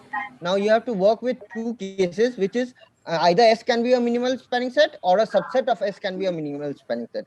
Now what you have to prove is that a subset cannot be a minimal spanning set. Then only you can reach that S can be a minimal spanning set. Yes. Dash also. Yeah, I have a very basic doubt in the span itself, sir, actually. See, okay. S prime can be a minimal span set if the span is equal to the span of S. If the span of S dash is equal to span of S, then S dash will also be it could be a minimal span. But can it be? Yeah, it is possible. If Hey, can you, someone audio is on. Suppose the S is a superset of the minimal spanning set. In that case, the span of S dash will be equal to the span of S. In that time, then we have to again remove one more element to see if the span of S double prime. But can that happen? Can span of S prime be equal to span of S? Can that happen? It could happen if the span of really? S is more. How you can write VK then? If the S is more, if S number of so see 1 minute. In span of S, VK is there. Span of S, VK is there, right? In this case, it cannot be. Right, sir. We're just considering us. No, that's why it is maximal. No, that's why we are using that maximal linear. So I think if you give example of three things like 1, 1, 1, 0, 0, 1, I think that will make the okay. This proof is already done, I think. Sir, what is if I we remove VK from here? So I have a very basic doubt. Let's say let me complete this. Okay. So I have a doubt in the span itself, sir. Actually, I'm losing track right from the beginning. Actually, the span of a set. So. How do we define the span there in the first cell? Like when you mentioned the linear equation, the ABC is a linear combination of the vectors of the set. Okay, from that, how we derive the span? What will be the span? It is a linear combination of all such vectors. All vectors which can be written as linear combination. linear combination of all vectors of a spanning set. There is a spanning set where are some vectors So are there. span of S means all combination of V1 to Vk. All such linear combination. All combinations of V1 vector combinations. Yeah, right. Okay. Okay. So Vk is in span of S, right? Vk is in span of S. Yes. But can Vk be in span of S prime? No. Why? Because S prime itself doesn't contain Vk. But can we write Vk as linear combination of the remaining thing? No, because it is independent. Exactly. Right, exactly. So if we remove any one element, it does not remain the spanning set of span of S. Right? So it is the minimal one. Is it clear? Yes, okay. So in the lectures, it was given that if T is a subset of S, then span of T is also a subset of span of S. Huh? Sir, can you do it like this? Sir, can you repeat, please, again? Okay. Can you please take an example, concrete example? Concrete example, I am coming, but this is really not much difficult. Yeah. So I am starting with a set S, which is V1 to Vk, and okay, forget all this. I am starting a new thing. So S is a set which is V1, V2, V3. Suppose 3, only 3. Okay. This is maximal linear independent set. Okay. Correct. Okay. Now, this is the assumption. This is the hypothesis. Okay. This is the assumption we are making. This is, you are given a set which is maximal linear independent set. Okay. Now I am constructing. So I want to show that S is minimal spanning set. Okay. Clear? So minimal spanning set means what? So suppose I have started with V and this S is a spanning set of V. So span of S is V, suppose. Okay. And I am saying that S is the minimal set. I mean, I cannot remove any one element from S so that it span V. Okay. Is it clear what I want to show? Yes. Okay. Yeah. So I am removing any one element from here. I am removing V3. Okay. So this is my new set, S prime. Okay. Can I span V by S prime? No. Can S prime spans V? Yes or no? No. Answer is no. Why? Because see, V3 is in V, right? And V3 and V is basically span of S. That is, we know. But can we span V3 by S prime? So now what is S prime? Our S prime is V1 and V2 only, right? Yes. So can V3 be written as linear combination of V1 and V2? No. No. Why? If it can be written, then it is not a linear independent set. Correct? Right. So it contradicts our hypothesis. Sir, you are contradicting here the spanning set part. I am contradicting this. No, Sandeepan, I am contradicting the linear independent part here, not spanning. Yeah, the linear independent part by taking that it won't be a spanning set. Correct? So here I have to show that it won't be a spanning set. I have to show that because I want to show it is minimal spanning set. Correct. So and what you are proving the opposite direction. I don't. You are proving you are starting with minimal spanning set and you are proving it is maximal linear independent set.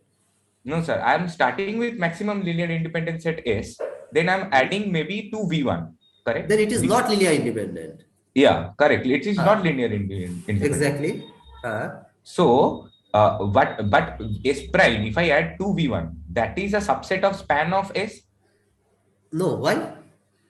Sir, V1, V2, V3, comma 2V1 is in span of S, no? 2V1, okay. Yeah, I'm adding that. It's a spanning set.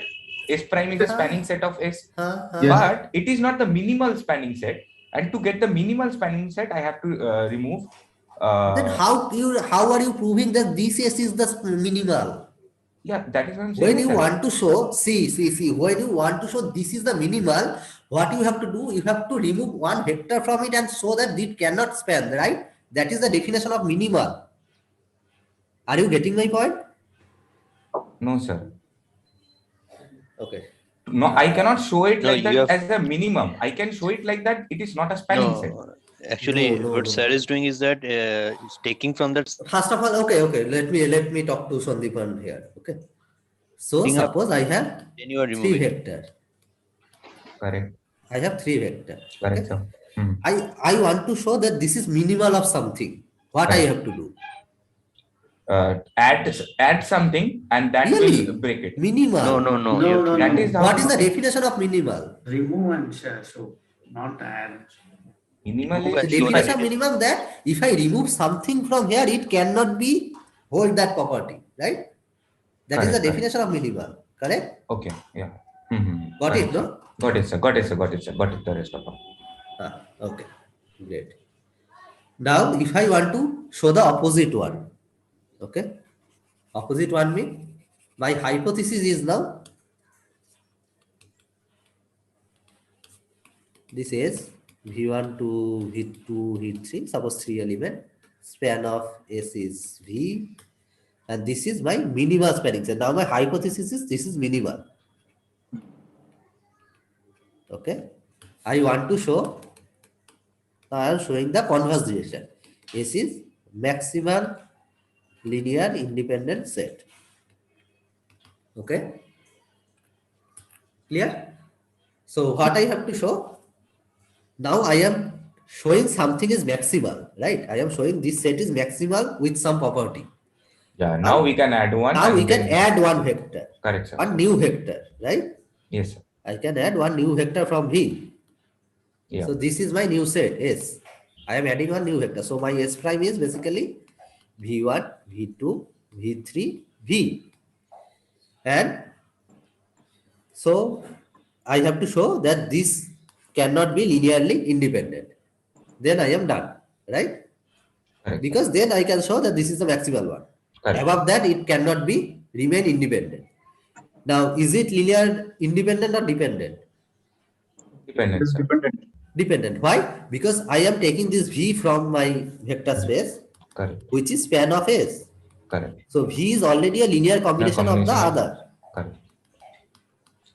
Correct? Yes, sir. Yes, so V is already in the span. So this set, this V1, V2, V3 and V, this is not linearly independent because I am getting a linear combination and I can make it to be 0. Right? This I can write this equation. When you say this that set S prime is not linearly dependent. So it contradicts, right? So this S is actually maximal independent set. Clear? So when we say yes, span S V is actually the another vector from the space, right? Vector space, right? Another vector from the linear combination, exactly. Yeah, and span is a vector space.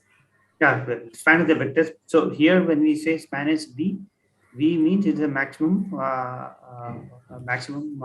vector from the vector space. It's a V, the maximum linear combination, right?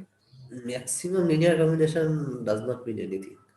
No. Capital V is a set of vectors which are linear combinations of vectors from S. Come again. Sorry, I didn't get it. Can you repeat, sir? So V, when we say span is V, span of S is basically all this combination where ABC are from R. Is it clear? Exactly. That is your span of S. Okay. Clear, no? These three vectors are elements of the set S. Yeah. Clear, no? Yes, sir. Okay. So it is clear that maximal linear independent set and minimal spanning set are basically the same thing. Okay. And that is the definition of basis. Basis means either you can call it a maximal linear independent set or minimal spanning set.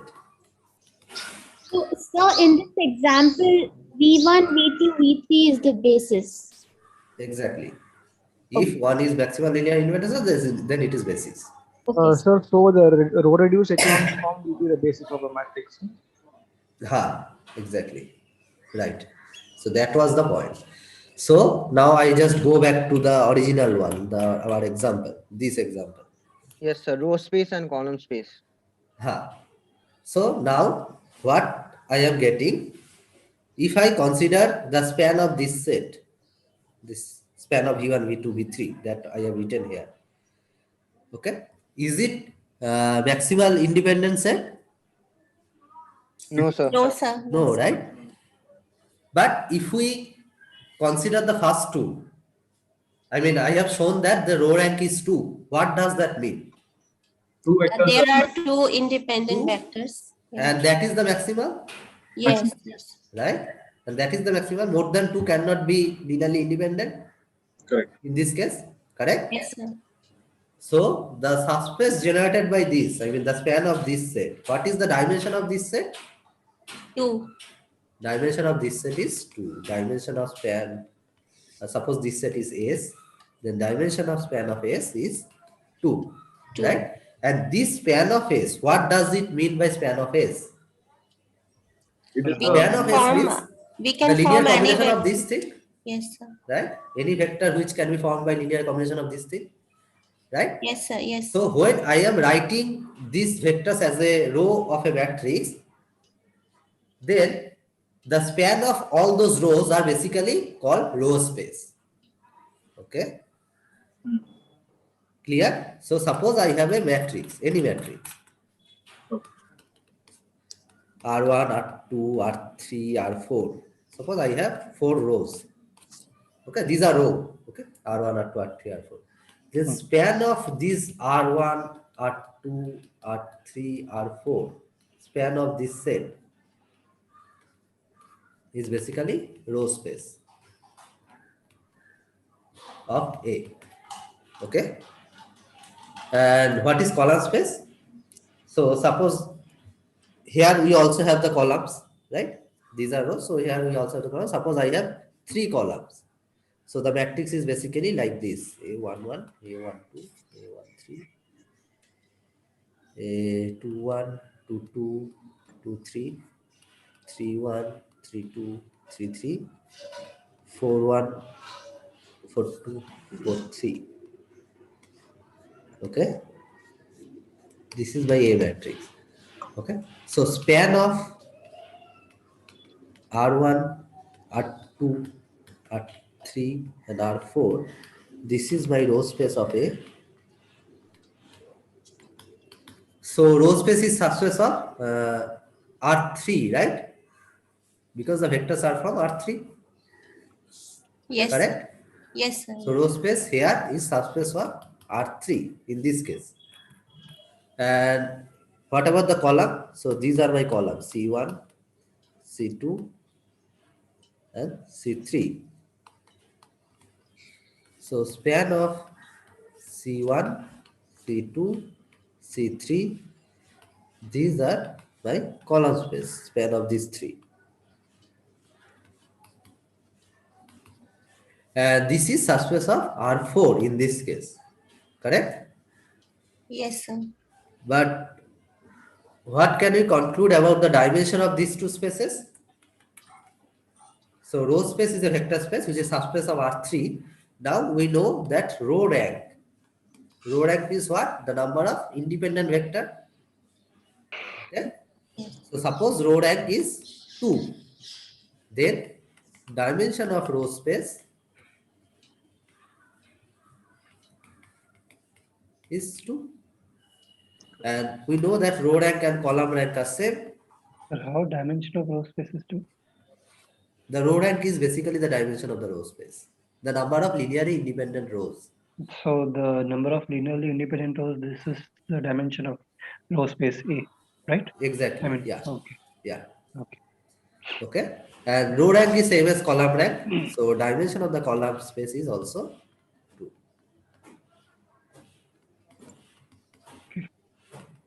Okay.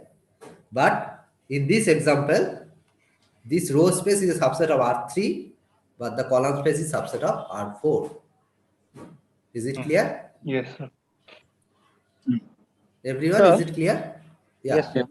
Sir, do we speak of dimension or basis of a set which isn't a vector space? What does it mean? Do we speak of dimension or basis of a set which is not a vector space?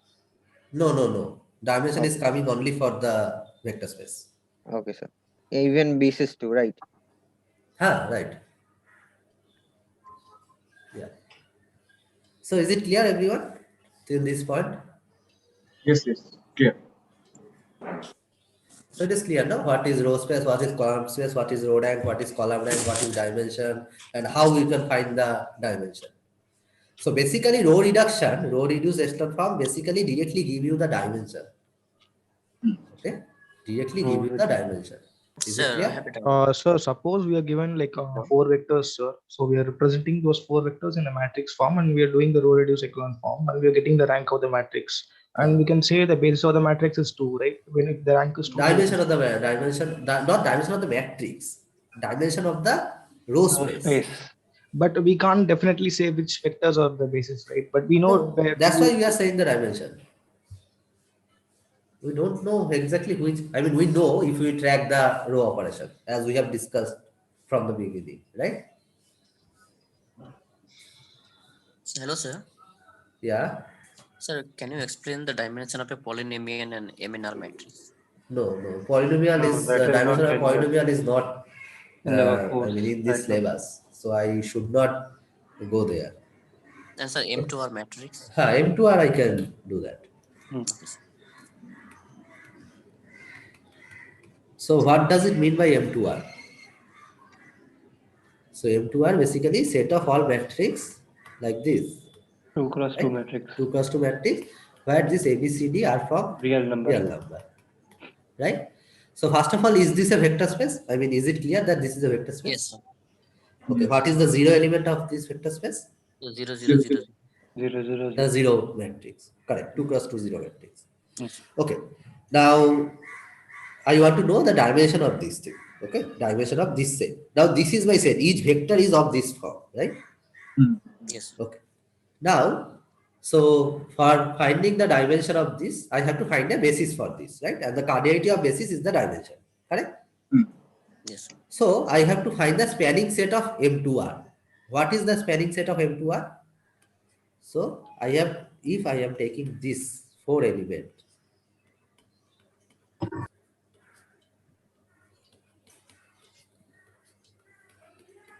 okay, this 4 element. Okay, so this is my set S.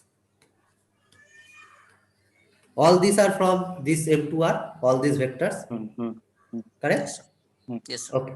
Now, will it span M2R? Yes, sir. Span mean I have to take any vector from M2R. So any vector of M2R will look like this, ABCD. Where ABCD can be any real number, right? So yes, I can write this as a linear combination of these 4 vectors, right? Yes.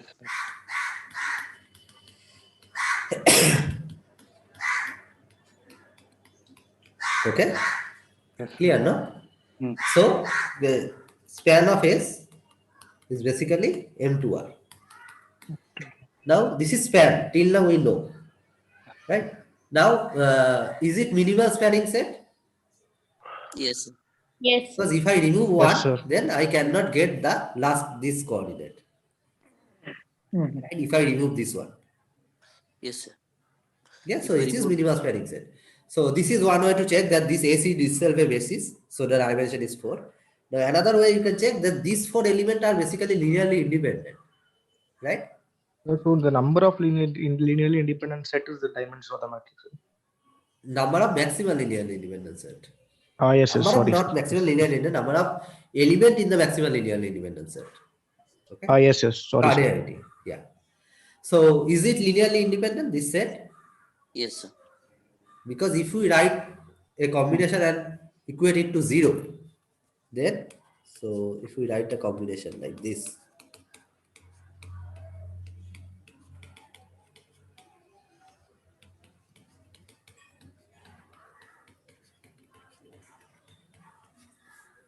what we will get? A, B, C, D equal to 0, 0, 0, 0, right? So that implies A equal to 0, B equal to 0, C equal to 0, and D equal to 0. That was the definition of linear independence, right? Yes. So this S is span of S is S, and S is linearly independent. That means S is a basis. Clear? So, So suppose the we are taking a rectangular matrix here, not a square. Okay. M2 cos 3 R. Yes. What will be the dimension? 6. 6. Exactly 6.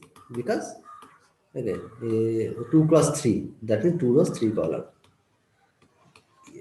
Like this. And this ABC can ABCD F. This can be any real number. Again, you write the basis and you know there are 6. Basically, corresponding to each element, you will get one linear independent set. Correct? Yes. So, sir, dimension is equal to the number of bases a span has? Number of element a basis has. Okay, sir. Cardinality of basis.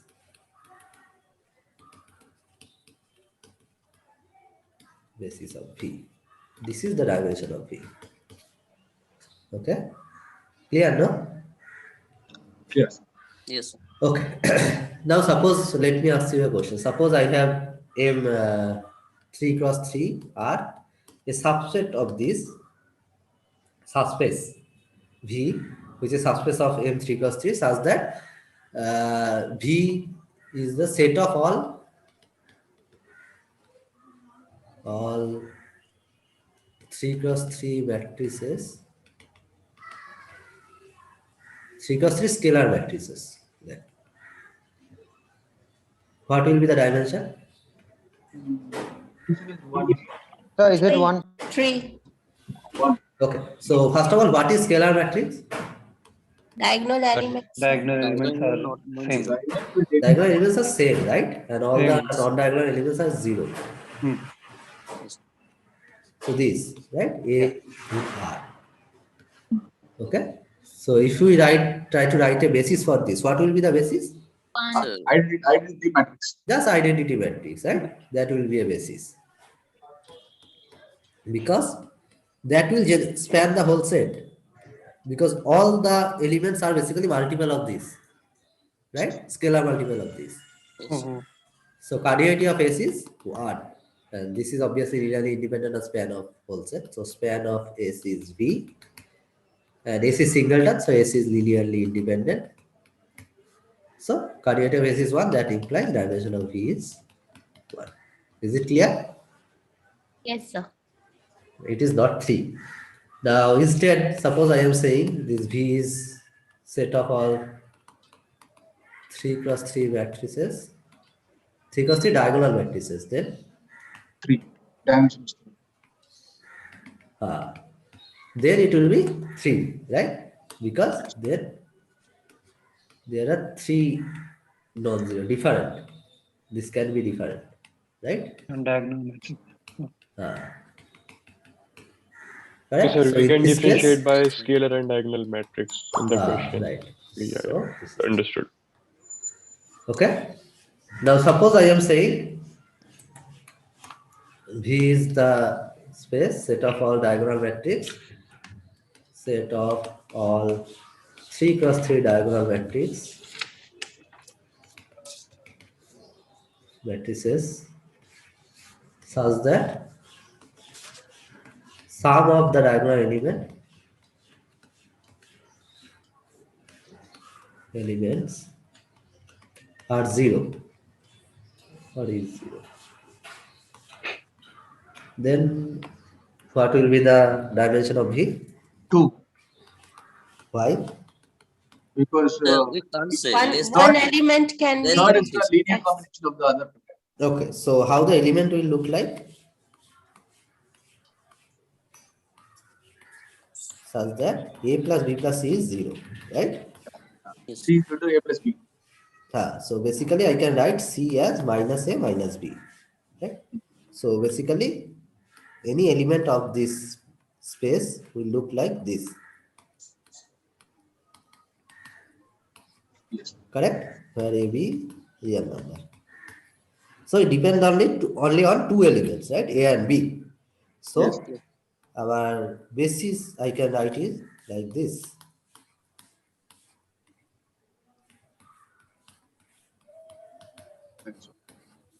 This is my basis. Correct? Yes. So dimension will be 2. Clear? Yeah. So this is basically what we need for the matrix spaces. Okay, vector spaces for matrices. Okay. So basis vectors will always be a square matrix, correct?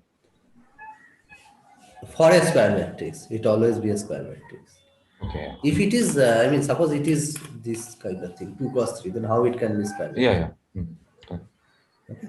I mean, basis element should be inside the vector space, right? Yes, correct. So whatever my space is, basis element should be inside that. Okay. So suppose taking away the two intersection of a plane. Then what will be the basis and dimension?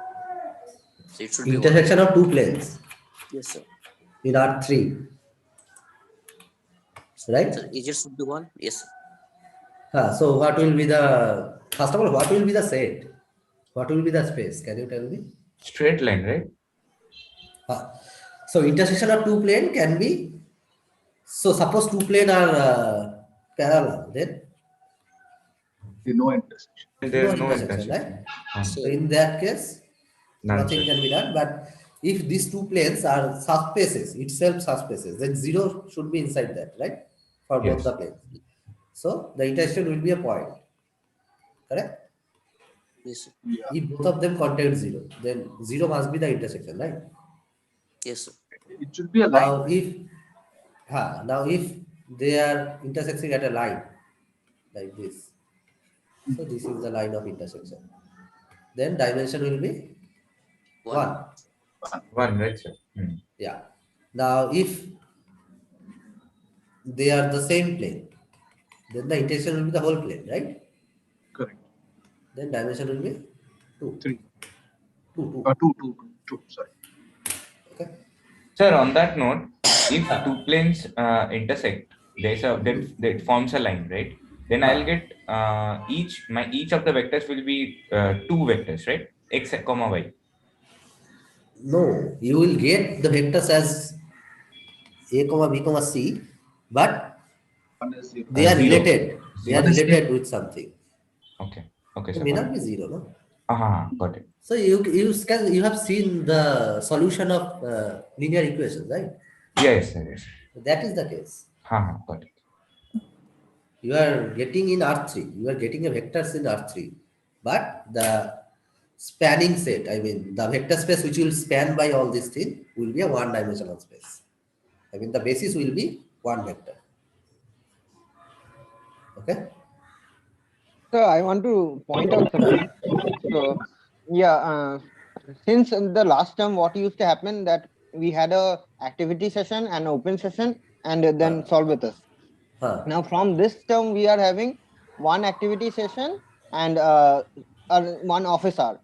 So no. One solve with us session also. Yeah, solve with us is there. Solve with us is there, but we are not having an open session exclusively differently distinct. So this is an open session, right? What we have today. So what is happening that each time the activity session is becoming an open session because of doubts and clarifications, and we are not being able to discuss the activity questions. And what happens in office hours are selected a few questions are addressed, not all. So this is becoming a major problem for most of us. Office hour session is not conducted regularly, and those who have doubt, they complete. I mean, they say it in the activity session. That's why we are having much of trouble. So see, we need more session because vector space is not so easy. Vector space and week 3 and week 4 are not common to all, as most of us don't have that background also. So we are finding it much difficult, sir.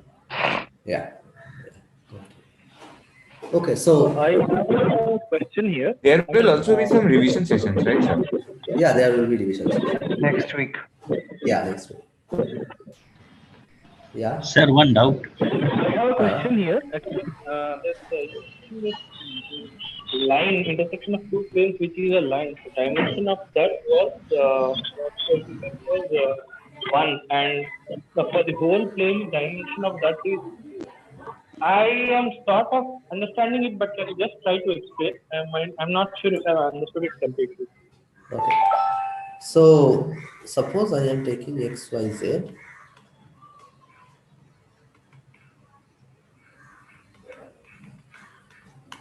What is this? This is a plane or line in R3? This is a plane. This is a plane, right? Yeah. Okay. Now, what will be the dimension of it? 2. Why? Plane Can you give me a basis for that? Plane means there is only 2 dimensions. Can you give me a basis for this vector space? 1, 1, 1, 0. So basically, I can write this thing as minus 1. Basically, I can write it like this, right? Yeah. So I can consider my basis as 1, 0, minus 1. Minus 1 and 0, 1. So this will span the whole set, and these are linearly independent, right? So cardinality of S is 2. Dimension of B is okay. Clear, no? Correct. Yes. So this is a equation of a plane, right? And this has dimension 2. So any plane in R3 has dimension 2.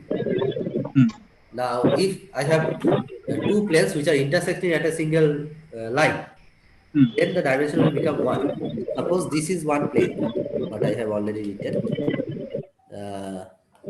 X plus y plus z equal to 0. And I am taking another W, X, Y, Z. Now suppose X equal to Y. X equal to Y. Excuse me? Yeah. That spanning set X, Y, minus X and minus Y. For Z, you can take any combination of X and Y? So there is a disturbance. No, not any combination. This is Z equal to from this X plus Y constant plus I am getting that. Okay, got it. So this is my first plane which I am writing, and this is the second plane. Right? This is another plane, x minus y plus z equal to 0. Yes. Right? Okay. Now this also has dimension 2. Can you see that? Yes. Sir, unable to hear you, sir. Some disturbances. So there is disturbance going on. Who's it's coming? Yeah. Now it is okay. Okay. So now dimension of W is also 2. This is also equation of plane. Now what will be the intersection of these two? Can you tell me what is the intersection of these two? That is will be the solution of these two equations, right? Yes. Yeah. Okay. Equal to minus Z. Okay. So now what will be the solution?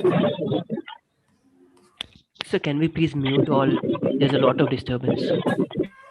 I think it's from someone is asking question. Yeah. No, what I was saying was X plus Y is X plus Z is equal to 0. That should be the solution for this, right? So let's see. Let's apply here. This intersection of these two. Basically, that is the solution of these two equations, right? Yes. So what I am getting 0, minus 2, 0, right? So basically, again, if I do it 1, 1, 1, 0, 1, 0, and then again, if I do the operation, I will get 1, 0, 1, 0, 1, 0, right? So what are the solution space? Solution space is basically x plus z is 0 and y equal to 0. Y equal to 0. So my solution space, basically V intersection W is x, y, z such that this correct, with these two conditions. So that means this space is nothing but x0 minus x, correct? X equals to R. And what is the dimension of V intersection W then? That is 1, because a basis will be 1, 0, minus 1. Is it clear? Yes, clear, clear. Thank you. Sir, one doubt. Can you explain the last part? Yeah. This part? So this dimension and this intersection part. Intersection is basically the solution of these two equations, right? Correct. Okay, now if I solve this equation, what I will get? This is clear. X plus z equal to 0 and y equal to 0, right? Correct. After this? Correct. So I can write any element of this intersection as, so y is always 0, the second coordinate is always 0, and z equal to minus x, right? Okay. So I am writing this. So 1, 0, minus 1 is the basis of this, right? Because any element can be spanned by 1, 0, minus 1, correct? Right. And this is linearly independent, so this is a basis. So what is the dimension of the intersection W? That is 1. Okay, so this is a line in R3. Yes. Okay, it is a line. How this line is? This is on xz plane, where x equal to z. So suppose I have this 3D diagram, x, y, z. So this line is on xz plane, and this look like the line. This is the line. Okay. So okay, let me show you this thing. Sir, one doubt. 1 minute, I am coming to that.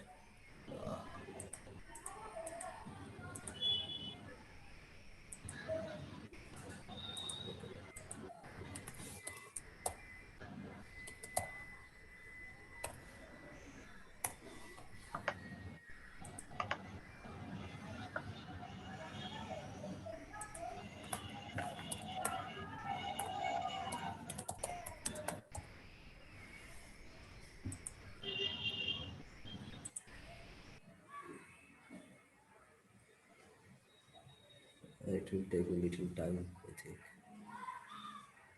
Yeah, go ahead. You ask your doubt. I just try. Practice assignment 4 and question number 5. 1 by 1. Okay. Practice Yeah, assignment Dinesh. 4. Practice assignment 4, question 5. Rank of matrix.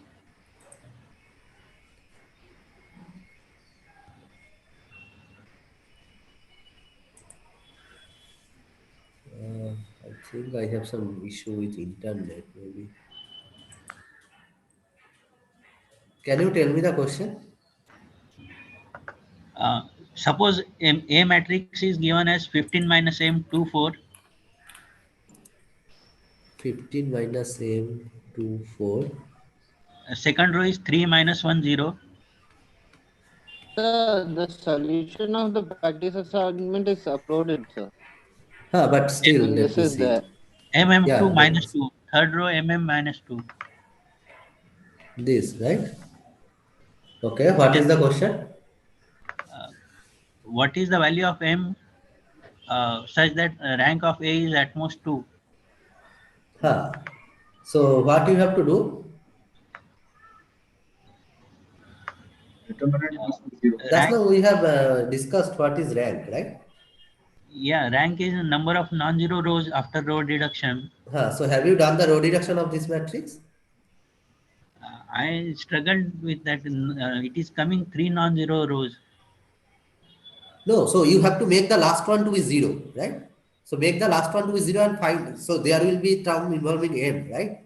And if you make the last one to be 0, then you will get some value for M, correct? And that is what it is asked. Sir, please show, sir, please show. Take a look at the solution. Solution is there. Solution is there, but the concept is clear, right? Yeah, 2 non-zero rows should be there after row reduction. Row reduction, and the last row you can make it 0. So it will be involving term with M, right? Make that row to be 0 and see what the values of M are coming. So is it 2 non-zero rows or any, like after row reduction number of? At least one row should be 0. Right? Oh, yes. Okay. Yeah. Right. So activity 4. Is it clear, no, Dinesh? I will check solution again. Okay. I have not checked. Yeah. Thank you, So sir. activity point 4.4 question 10. 4.4 question 10. Okay.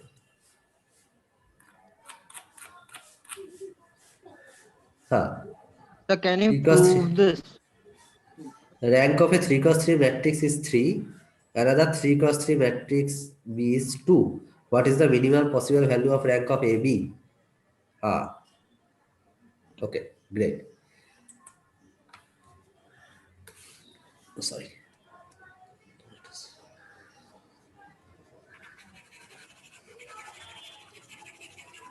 So I have two matrices where A is 3 cross 3 and B is also 3 cross 3, but rank is 2 and rank of A is 3.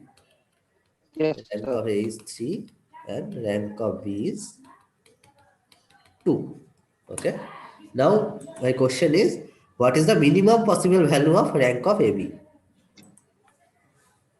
Minimum possible value.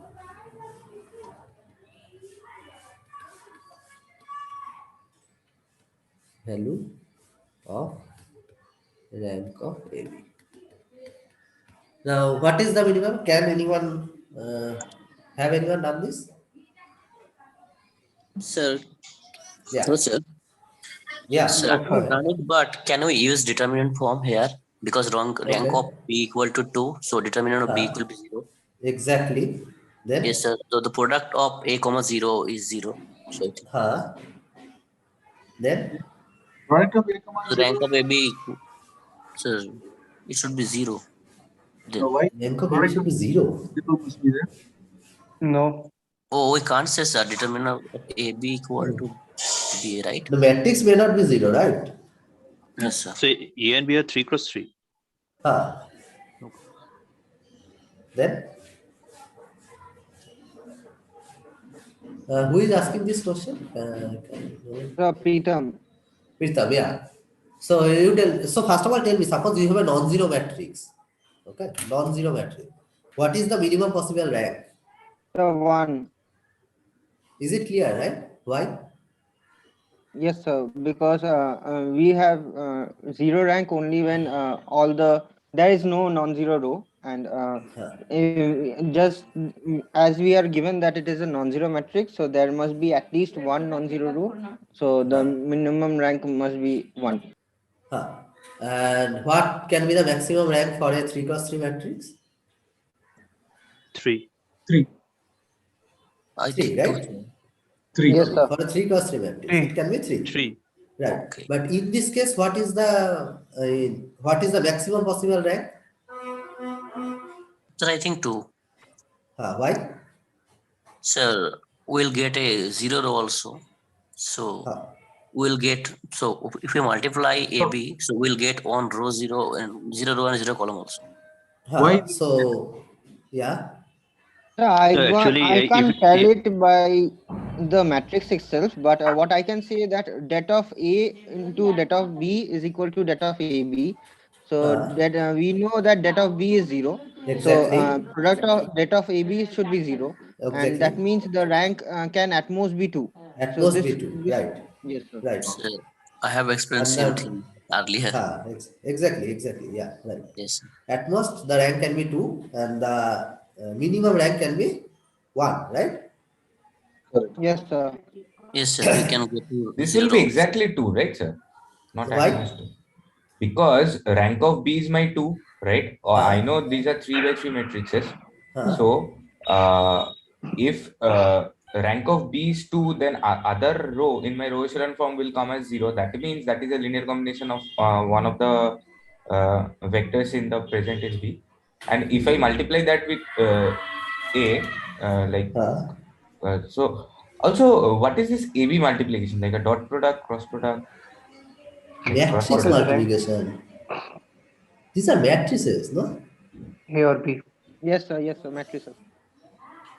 Sir, can we get a... So can we directly check like that AB will be 3 by 2 matrix. So ultimately the columns will be maximum 2 and row rank equal to column rank always. So it should be maximum 2. That way also we can derive it. No?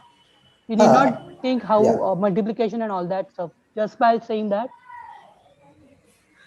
Can you repeat again? But minimum, See, sir, I think rank is A1. rank of A is 3, rank of B is 2, and if I am multiplying A by B, the matrix will always be 3 by 2. So since No, the this is column rank equal rank. to Both these matrices are 3 plus 3 matrices. okay, I was always thinking 3 by 2. Okay. So rank of AB, I mean dimension of AB Okay. is basically AB is 3 plus 3 matrix. Okay. Sir, I if was we not. multiply A and B, sir, we can get also a linear combination, right? Linear combination of what? On a vector, so I think on row. Like AB will continue, like have a linear combination of A and B. Is it? Yes, sir. Something like. Yes. Something like means what? Like sir, I don't know the exact vector here, so we can get. Exactly. So, I mean, are you saying the rows, rows of AB are linear combination of rows of B and A? Are you claiming that? Yes. Really? No, I mean, not exactly. Yeah, Sir, what exactly here mean is we are not. getting there. Not, Sir, it's we are not. getting there the rank of AB at most 2. But sir, right. we can get also rank of AB 1, I think. Exactly. That's what my point is. Yes, The minimum possible value is 1. Yes, sir. Okay. I'm The talking minimum value is 1 and maximum value is 2. Yes, that is the case. Okay. Okay, sir. Okay. Great. Yeah. So what I was trying to show here. Any other doubt from this activity? So I have other from Solve With Us. Solve with us, okay. Let me go to the solve with us. Yeah. So question number 12. Question number 12. So just about question number 12, there is an algorithm. So I couldn't understand the working of the algorithm. So can you use question number 12 and run through the algorithm? This is what I have did just now, right? This one? So what is step 3? What is step 3? Basically, I can't relate it with what you have done. This one you have understood? This thing? No? Yes, sir. So basically what I was saying, suppose I have V vector space of diagonal matrix of 3 cross 3. Okay. So I have written down this general element. Okay. Yes, sir. Okay. Now these elements which are free, I mean which can take any value, right? Here all the elements are free, right? All the diagonal elements are free. So the step 3 is saying put A equal to 1 and other 2 to be 0. That will give you the first vector. Okay, sir. Then put B equal to 1 and put other 2 to be 0. That will be the second vector of a basis. Okay, sir. Okay. And then put C equal to 1 and A and B to be 0. That will So give now you consider a case when not all are free. So that also I have considered. Yes, sir. So sum of diagonal element are 0 of a diagonal matrix. Okay. Yes, sir. So C is minus of A and B. So now here is C where A plus B plus C is 0. Now all elements are not free here. Okay. I can express one element in terms of other. So I write the general form A 0 0 0 B 0 0 0 minus A minus B. Okay. Now how many free variables are there? 2. Yes, A sir. and B. These are free. When I fix these two, this element is already fixed. Okay. So A equal to 1, B equal to 0 will give me the first element of a basis. Like this. Okay, and B equal to 1 and A equal to 0 will give me the second element. Okay, sir. Okay, sir. Is it clear? Yes, sir. So these two will be my, these two elements will form a basis and they are linearly independent. Clear? Okay, sir. Okay, sir. So that was the algorithm. The above question, we found the rank of AB. Can we find the rank of BA? Is that related? So rank of AB is same as rank of BA. That is always true. How to prove that?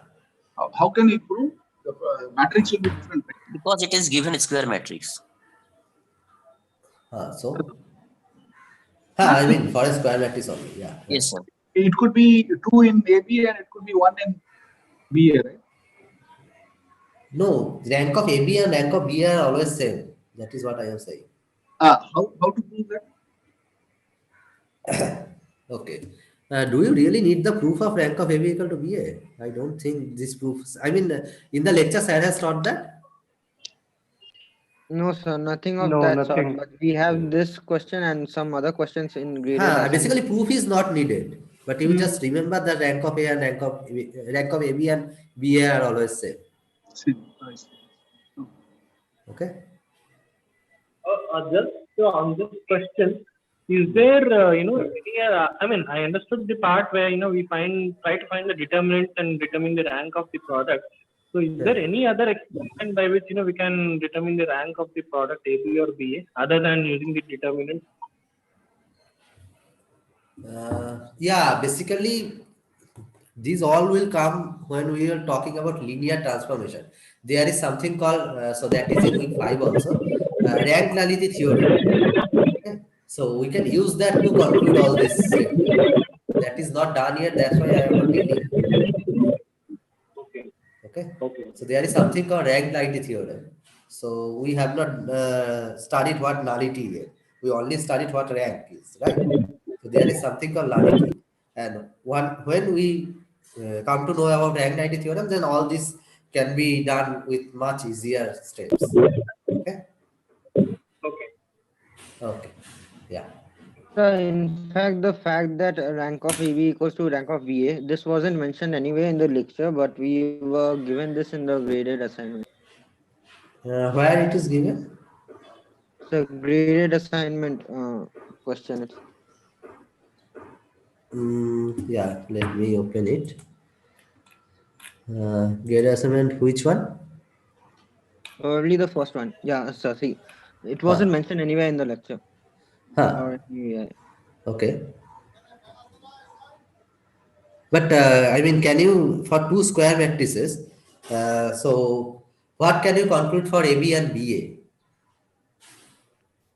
Equal.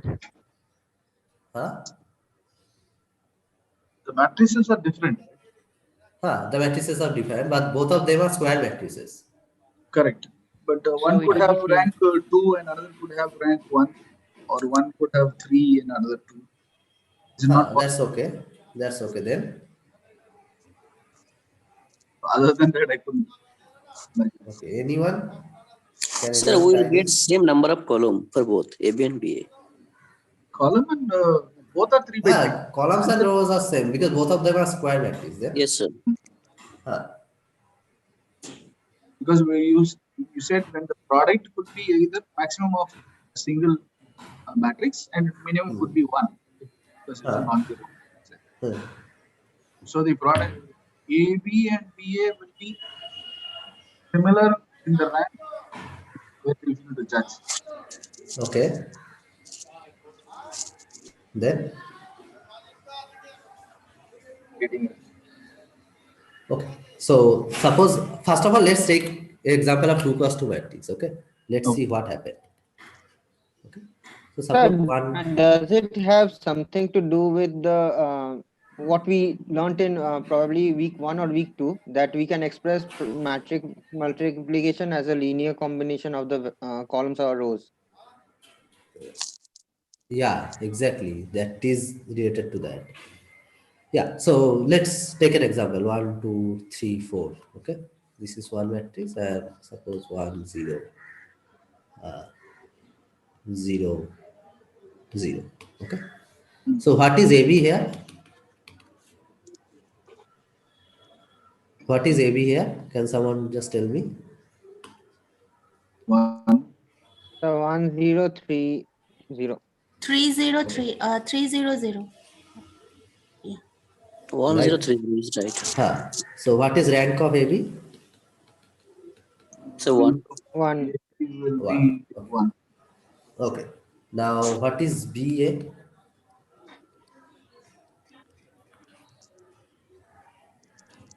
So 1000, I think. Is it? Yes, sir. 1 0 0 0 it is. 1 2 0 0. Right. One, So yes, this sir. one, 1 2 0 0. So what is rank of BA? The same 1. Same. Can you see something why this is coming? Because here we are already taking. Yes, sir. For AB, we're getting 1 column is 0. For BA, 1 row is 0. Sir, it is a 2 cross 2 matrix, and already the B matrix is having rank 1. So all product will have only 1. Okay. So if I I'm not talking about this portion. There's no option. I'm talking about the multiplication portion. What can you see from here? Actually, it is linear combination of one. Rank of AB is equal to rank of BA. That is because there is no other option. It is a 2 cross 2 matrix. Okay. So suppose I am. AB is the linear combination of the columns of B, and.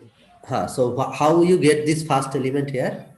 Is 1 into 1 2 1 3 and 0 so into 1 2 4. into first row of A, right? Plus 0 into basically this element, second row of A, right? Yes. This into this. So no, sir. First column of A. Column into R1 of A, right? Column of B, first column, and this is first row of A. Yes. Okay. And what is this element? Second column and first row of A. Okay. And what is this element? Second row of A in the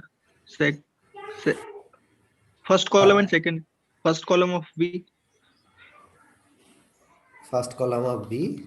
And second row of A. This is second column of B and second row of A. Okay. Now, can you write similarly BA? What is BA? You can write similarly, right? Yes, sir. Now, can you derive any conclusion from here? Can you derive any conclusion from here?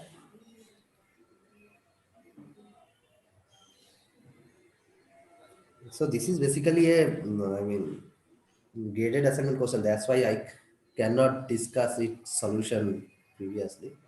But yeah. it is like one vector is the scalar multiplication, and we have a linear combination to find some other vector.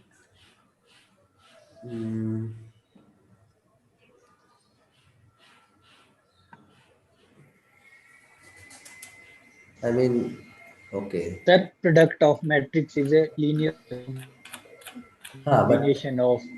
But is there any obligation that the rank should be same, or it can be different also? That is the question, right? Correct. Whether the rank is same or not. Yes, sir.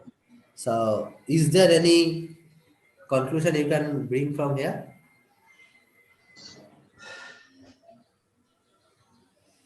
I think it's kind of transposing the matrix. So the combinations remain the same. The determinant will be 0 here? No, if one of the determinant is 0, then obviously we know determinant is 0, but it may or may not be eventually. Right?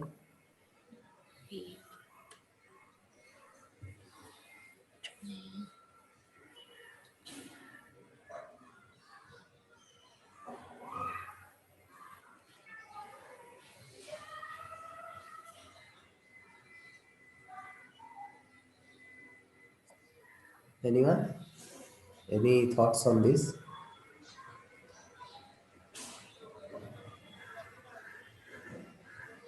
Sir, AB not equals to BA as a general rule, and AB is not transpose of BA as a general rule.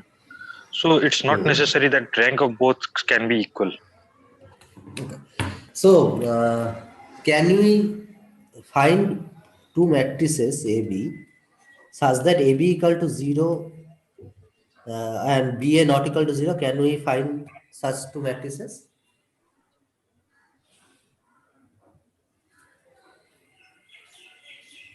Can we find 2 cross 2? No. No. Why?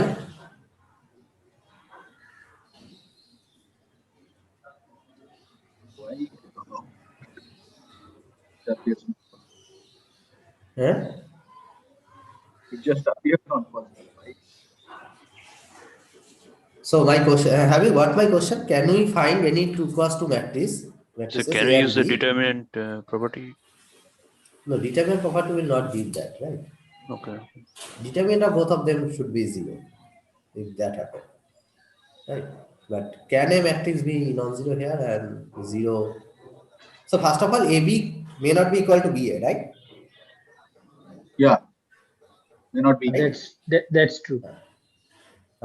So can we find such two matrices such that AB is 0 and BA not 0?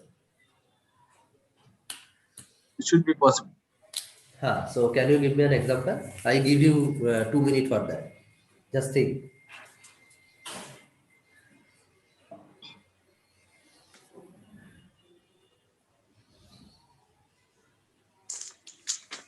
Okay.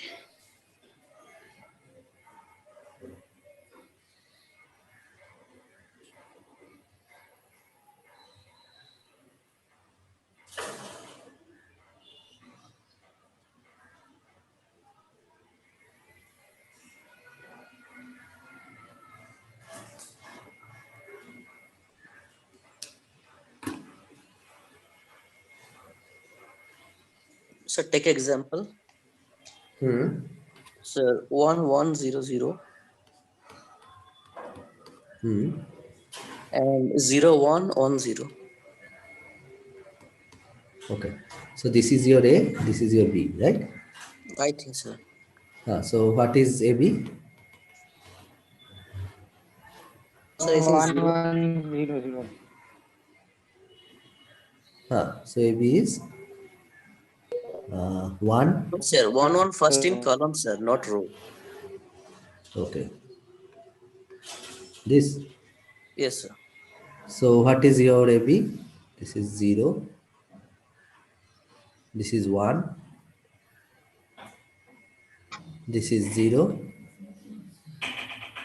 And this is 1. Right? And what is BA? Both of them are non-zero, right?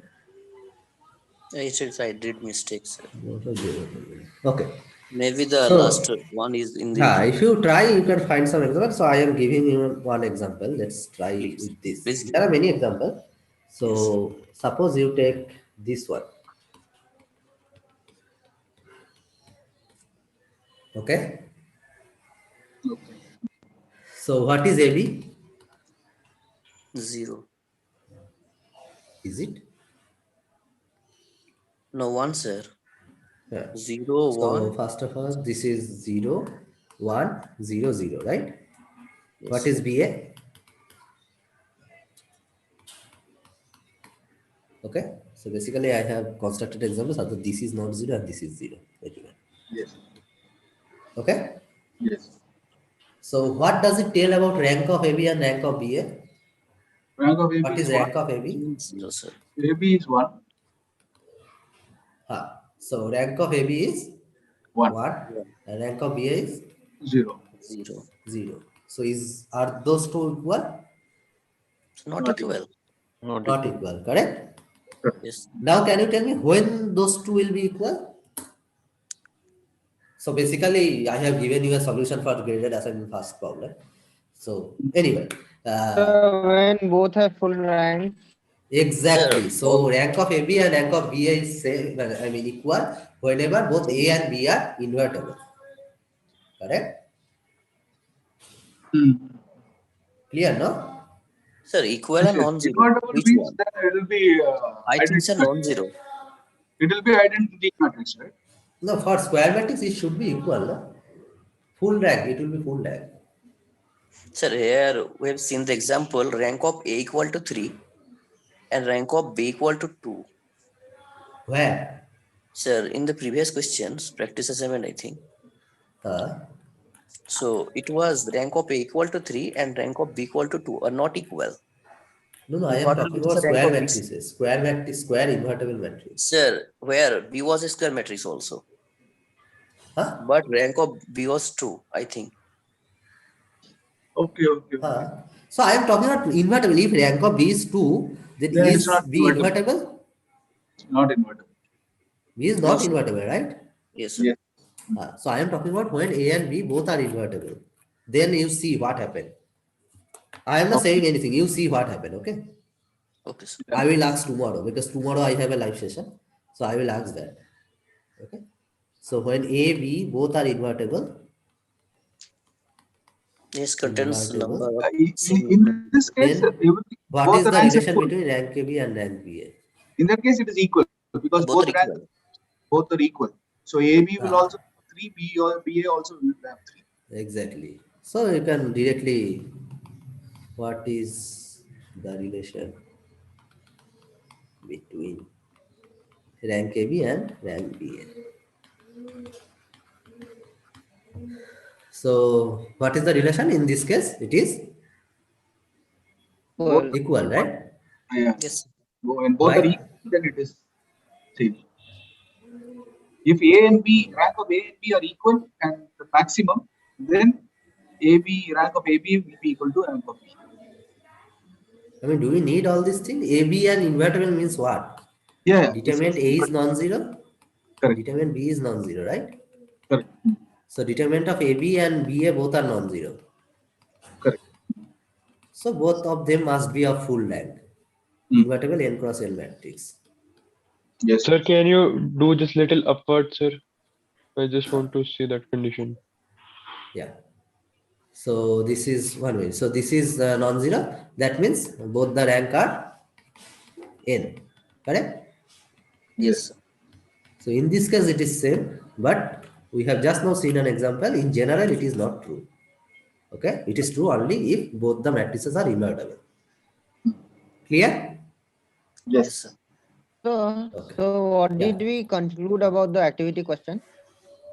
Activity question, which one? Yeah, the one I asked, where rank of A was 3 Yes, and B I was was asking that. The maximum rank. The minimum possible value, right? Minimum possible rank. That is one or one. two. Why it is two? Minimum is 1, maximum is 2. Yes, can you how to prove it that it is 1 and not 2? So you tell me how we can do it. You think about this, okay? So how I have thought for it about 6 days, 5 days, so, and I couldn't do it. So yeah, I mean, tell me how you are thinking this. How you are trying to. I can't prove it, so I can't do it generically. So I started with taking general matrices, but I reached nowhere. Okay. So can you give me an example of two 3 cross 3 matrices, where rank of AB is 1? Can you do that? I am trying. So if you observe that if you can find such example, then the minimum possible value will become 1, right? Yes, sir. So try to find some example of A and B such that the rank of AB is 1. Okay, sir. Can you do that? Yes, sir, I'll try. Yeah. And here remember that A is given to be invertible matrix. Okay. Yes, sir. Okay.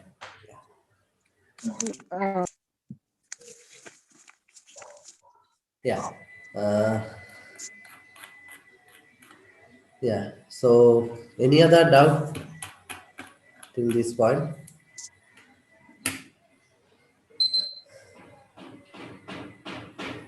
Any other doubt till this point?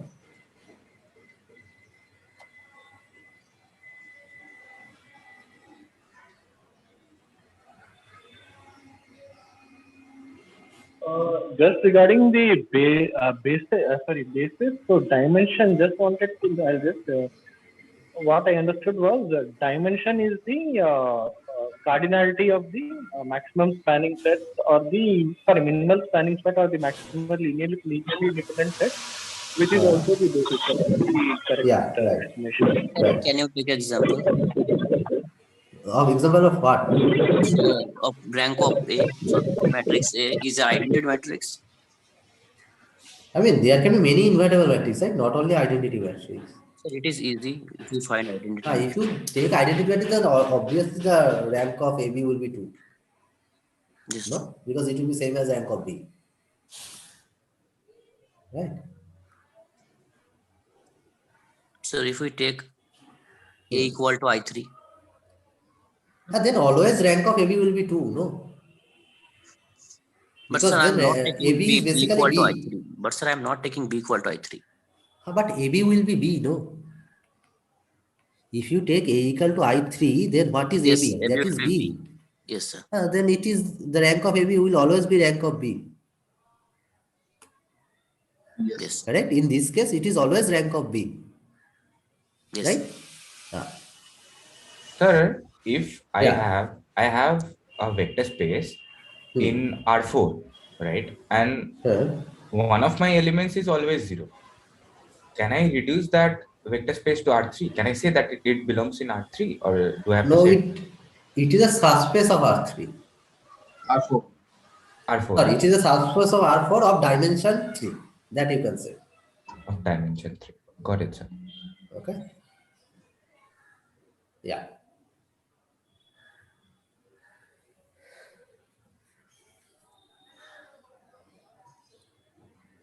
Yeah. So, any thoughts on this problem? Any example? All of you just try for 2 minutes. Then. Yes, sir. Thank you. Yeah. Great.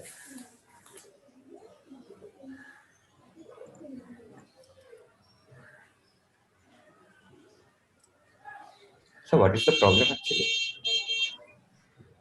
Can you find two matrices A and B such that rank of A is 3 and rank of B is 2, but rank of AB is 1? Sir, No. I found one. So if A is 1, 0, 0. Row wise? I'm telling row wise, yes. 1, 0, 0, 0, 1, minus 1. 0, 0, 0. Oh, A is 3. That right? cannot happen, no? Rank Yeah, of A yeah. is 3. Yeah.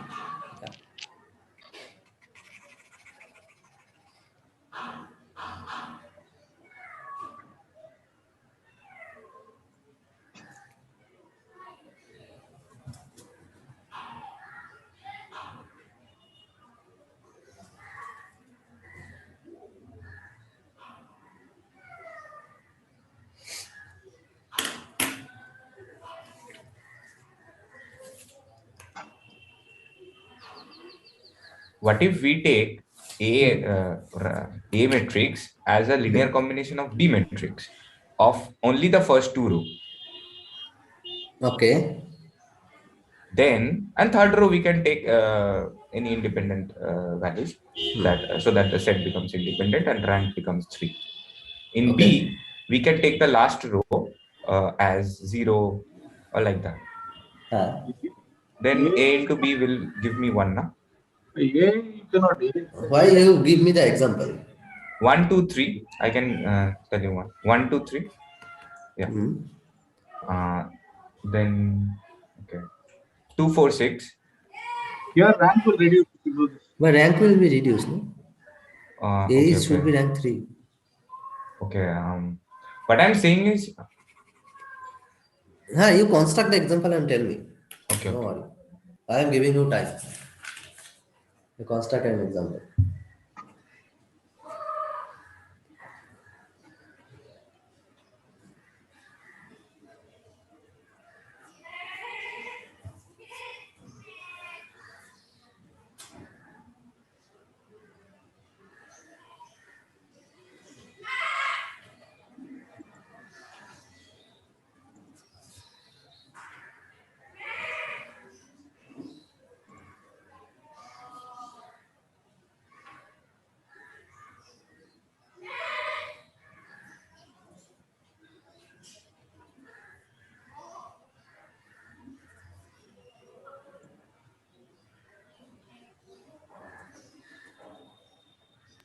Okay, sir.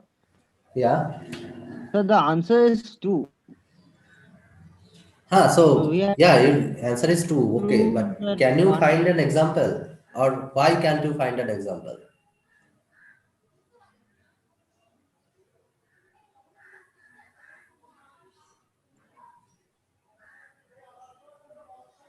And why is answer 2? So maximum 2 we know, but we have to prove the minimum. Right? Yes. Right.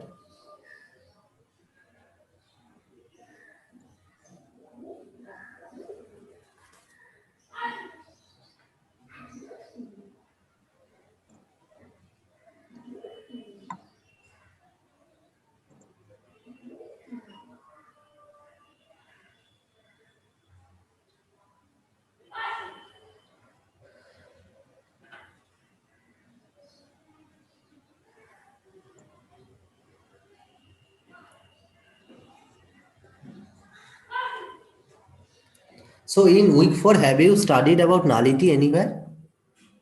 Nullity? Yeah, nullity. No. There is or no, null space. no sir. No topic. So we have not enough time. We have 4 days for assignment. So how can we read all things? No, week 4 there is no topic on nullity. It's still the rank and dimension, right? Sir, I am Amitabh, sir. I actually maybe I confused with a very basic questions. Actually, basic question is that actually I posted in disclosure also. So the question is that suppose I have a vector of 1, 1, and I want to represent it in the 2 into 2 matrix form. Okay. So the possible solution is that 1 into 1 0 and 0 0 plus 0 0 and 0 1. Okay. 1 into these things, and then so can you sir write it, sir? Then it will be very easy. Okay. Yeah. So 1 1 vector I want to represent in 2 2 by 2 form. What does it mean by 2 by 2 form anyway?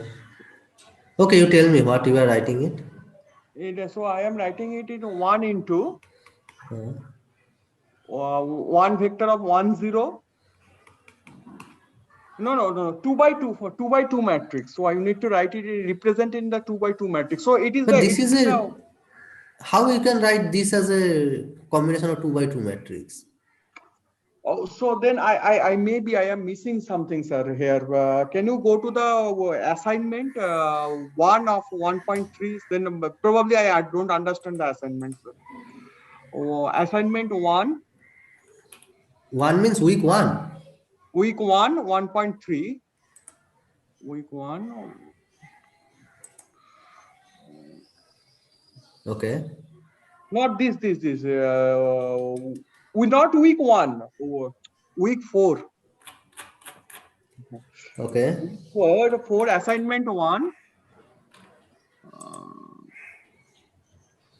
Okay.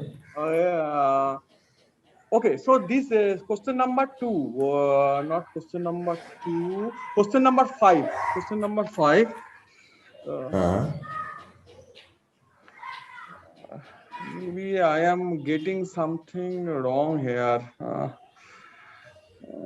Anybody can remember that we need to represent that thing in the m into 2 into 2 form. What were that assignments? Sorry, I was a working professional. I was in another meeting. I missed it. But I mean, anyway, I think it was in the graded assignment of week 3. No. They have this is a beautiful question is giving there. Just a minute, okay? Give me a second. Okay? Maybe, sir, I am entirely go in the wrong direction. That is but at least tell me what is your doubt, no? Yes, yes. Yeah.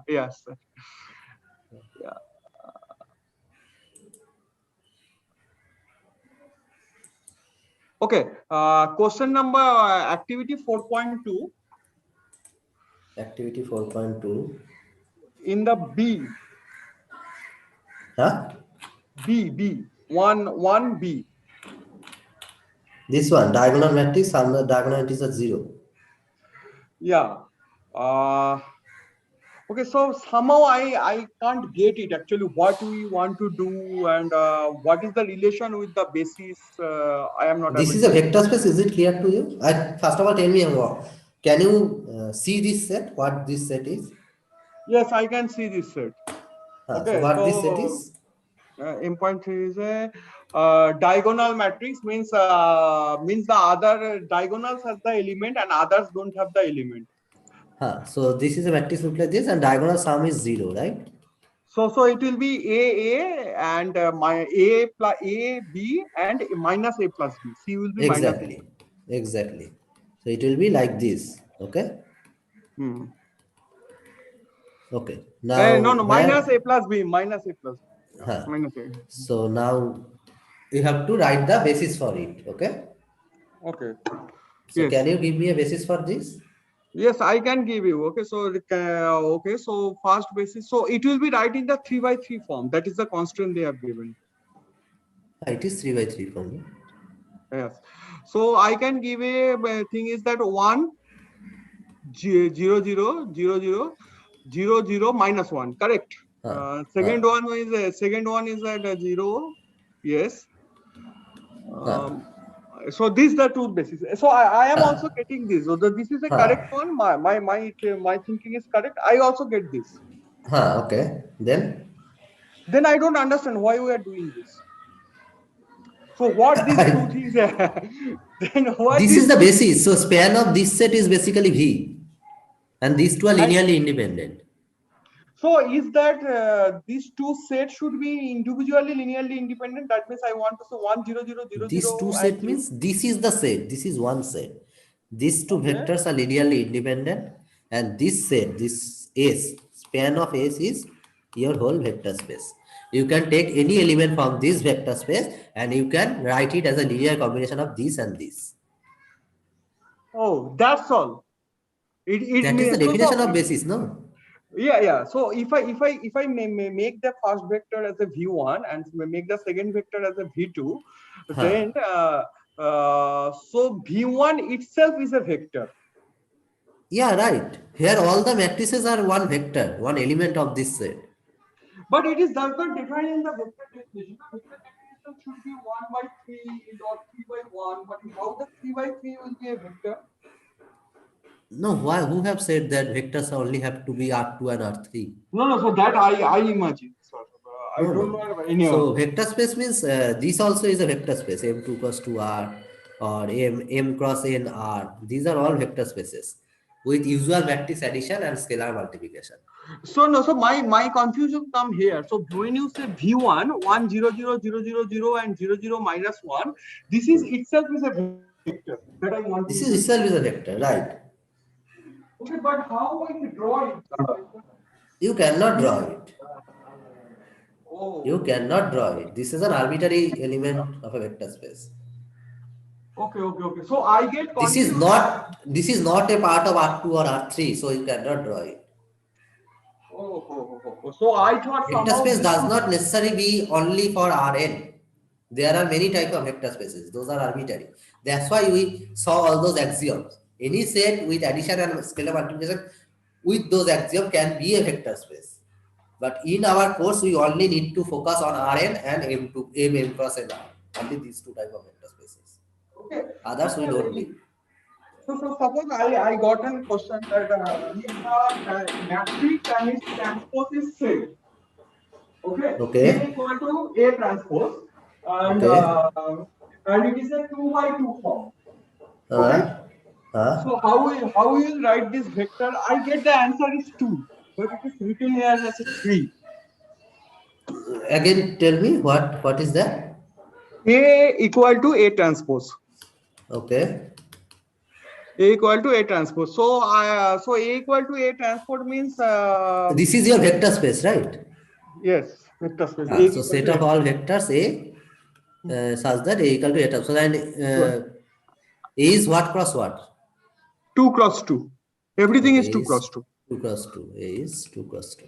Cross 2. Okay. Now I need to represent it in the M into 2 into 2 form. How I represent? So A is A transpose means this is a symmetric matrix, right? Okay, yes. So all these matrix should be of this form. Yes.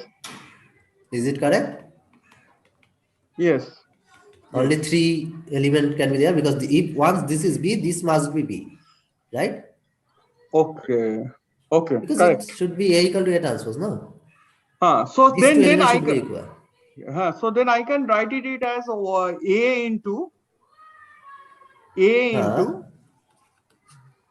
1 0 0 0 plus B into plus. Oh, I forget to write C. Okay. Clear, no? So these 3 element will be your basis element. Right? Yeah. Sorry, sir. Very silly doubt. No, it's okay. Yeah. Sir, I have drawn the Sir, can matrices. we go back to the 10 question of activity 4.4, question number 10? Activity 4.4, question number 10. Yes. Which Preetham asked earlier. So the answer. Rank possible. Currently, I am not seeing any proof using only rank nullity theorem. So that's what I am thinking. The answer is true. It says it is not, one is not possible.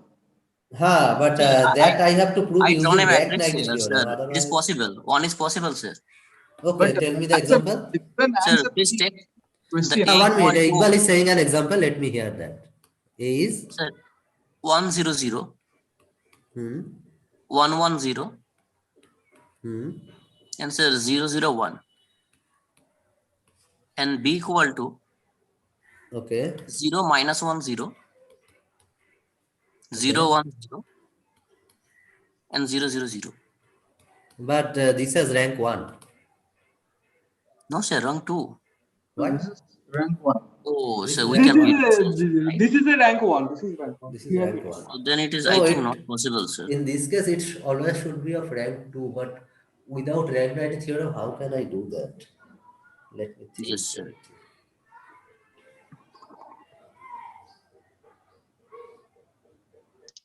Sir, may I ask a question? Yeah, go ahead. Sir, in graded assignment 3, there was this question about 2 types of juices, the ingredients and all. Right. So in the question, I was confused with what to take as the row and what to take as the column.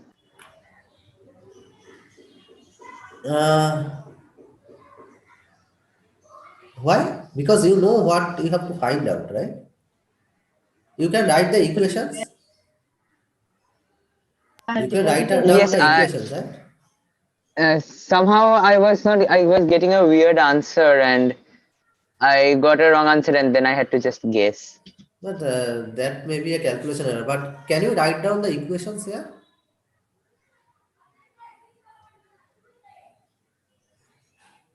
I'm sorry, sir. Can you write down the equations here? I wrote it down, but I wasn't so sure. Okay, What you have written? So the final list is going to be just 1 into 4, right? No, 1 into 3. Have you seen the solution of it? There is solution already we have uploaded. Have you seen that? Oh, no, I haven't seen that. So can you please check that once? Because already we have given the solution, I think. Can you see that? And still, if you have doubt, you can ask me. Okay? Okay, sir. Yeah. Sir, week 4 bonus assignment is we are not able to upload the things because it gives us a very good confidence actually. Why you cannot upload it? So I can, can I share my screen? Then I can show you because I make the everything because week 3 assignment is we are able to do it, but week 4 assignment we are not able to do it. Is it for everyone? Anyone has uploaded their solution for week 4? Yes, sir. So it's not. Sir, I got the matrix, by the way. No. So for week 4, we can't submit it, and it's been a problem since ever, and we have been requesting on week 4. Okay, week 3 have you submitted? Yes, week 3 we Yes, yes. submitted. So it's Yes, sir. it's only problem for week 4, right? Yes, sir. Yes, sir. Yes, sir. Yes, sir. Okay, okay. Let me talk to the total team once. Okay. And I will get it what, sorted by today. Okay, sir. Okay, yes, sir. sir, I have, sir, one request, sir. There will be extra marks on the attending the practice assignment. Okay. I understand the intention clearly. So, sir, I tell my background. I am a 44 years old chief data scientist of Federal Electric. Okay. So I understand the intention. The only request I make, if you like the statistics, if you make that instead of practice assignment, if you give lot of bonus assignment, and if we do that, it will be clearly marked. Because what happens, lot of time we use the practice assignment to understand the thing. Okay. So that will be clear and very neat and clean message will come. So we need to attend it.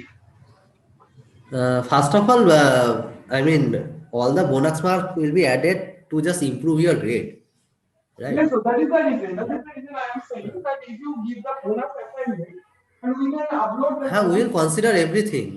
That's why this bonus assignment is there. Otherwise, we only consider the practice assignment, but that is not the case. Right? That's why the bonus assignment is uploaded. So practice assignment, I'm just for curiosity, I am asking that one can do is an easy thing. That he can just submit it, take the correct answer, and resubmit it. I mean, if you want to learn in that way, you can do it. There is no issue with that. Okay. Okay. Yeah. Yeah. So anyone got any metrics here? AB? Anyone? Or any proof of that? Because right now I cannot see a direct proof for Sir, not minimum yet. rank. I Even I tried so am much not. times. Yeah. Even I am not getting a direct proof of that. Yes, sir. Without using Rank-Nullity. Using Rank-Nullity it is okay, but without using that. Yes. Sir, I'm just trying. Sir, like in week 1, there is a concept that if A is in AB, the columns of AB will be linear combinations of the columns of B. Linear Right. combinations of the columns of A. I mean, like we have written here. Here, right? This. Yes, sir. So when I'm doing say AB, then each column I am taking the first column of B, that is say B11, B21, and B31. Then I am doing B11 into the first column of A plus B21 into the second column of A and B31 into the third column of A, which gives me the first column of AB. This was in week 1 assignment, I think. In some of the assignments it was given. Right. Yes. So then since B has a rank 2, then one column of B must be a multiple of another column of B. That is okay. Okay, so sir, if if I am doing this, then the column service of A are the same. Now, if I am doing say the second and the third column of B are actually multiples of one another, then those linear combinations will also be multiples. So that's what I'm saying actually. No, that will give you only that the maximum it can be 2, but minimum we have to find. Right? What you are saying is correct till we are finding for the maximum rank of AB. Not the But minimum. how can it be less than 2? Because the first 2 columns are independent because rank is 2. So linear combination of the columns after of putting A. the linear combination of 2 columns, they can become multiple of one another. No, I mean they can be means how we can prove that they cannot be. Okay. Without knowing what are the multiples. Okay. Right? So yes, I understood. Yeah. Directly we cannot say. What theorem were you looking to use to prove it? Rank-Nullity theorem I was trying. I mean, by Rank-Nullity theorem we can do that, but So without can you also simply it should state be the theorem? done. What is that? No, I will not do that. Apart Sir, from can we prove Rank-Nullity, rank of B equals to rank of BA? This We is can do not that, always right? true. Why? Not always true. No, why? Okay, if not Why even it should always, be we always can true? construct a matrix like that, right? Rank of B equals to rank of BA with a Yes, so yes, diagonal yes, matrix. yes. Yeah, we so can. So the minimum of rank of B and rank of A is equals rank of B. So So if one of the matrix is my 3, rank of A is maybe 3 and rank of B is 2, the minimum I'll get is 2. then That's it. That's my proof, right? no. The minimum rank will be rank of B. And rank of B is here is mentioned as 2. But still, this is. I mean, how we can conclude that? How we can conclude that? No, you. I'm not proving that there. But my question is to show that there exists one matrix, right? For that, rank of AB will come as 1, correct? So I can do it like this, na? That if rank of B equals rank of BA, yeah. Okay. Now, what if I want to know the minimum rank of BA? Okay. That will be equals rank of B, rank of A, comma rank of B, minimum of rank of A, comma rank of B. That will be rank of B. Why? A is higher, na? A is 3 and B is 2. Okay. 1 minute. But rank of, I mean, you are using this one, right? Is less than minimum of rank A and rank B. Are you using this one? Yeah, exactly. Just I'm exchanging A into B to B and A. That's it. AB to BA. But that will give you that is less than equal to. Yeah, less than equals to. Minimum will be rank of B on the right side. And left hand side, rank of B equals rank of BA. That may not be true always. Nah, not proof. I'm not proving this. I'm just finding one matrix that is possible for. Tell me the matrix. That's what I am asking. I don't know any matrix. Like analytically, I don't. Well, that's what the point is. I mean, I am not seeing direct proof of this. 1 minute. Let me. Besides the rank-nullity theorem, what was the other theorem you were talking about? No, I am only talking about Rank-Nullity theorem. Okay, sir. 1 minute. Let me ask.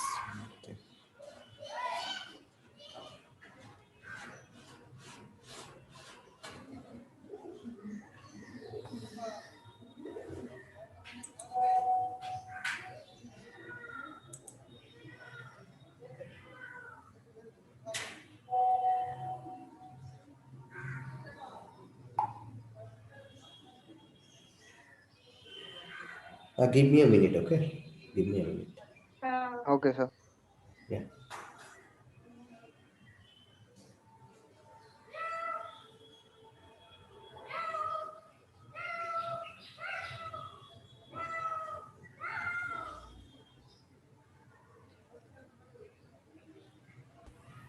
Yeah, hi Sujit.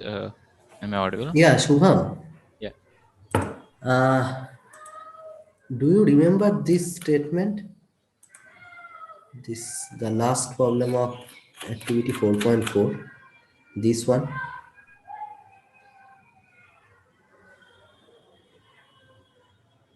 Statement means. I mean, how we are getting minimum possible value for rank of AB? Okay. Without using Rank-Nullity theorem? Okay. Right.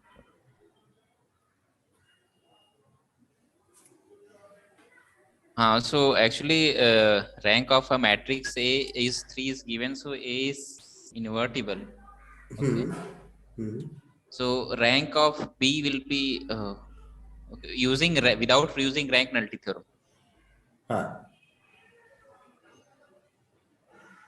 So Sir, if I may help. Yeah, go ahead. Since determinant of B is 0, the determinant of AB will be 0. So there must be a row which is dependent. Dependent. So it has to be minimum, maximum 2. It cannot be more Maximum than 2. Yeah, that is correct. And it will minimum be, of course, be 1. But the answer is showing that minimum is 2, right? so actually the rank of AB is the rank of BA only. Why? That is not true always.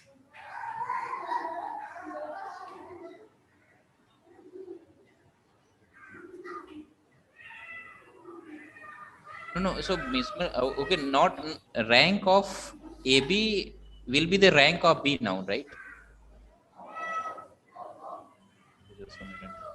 Yes, sir. We can use A equal to identity matrix then.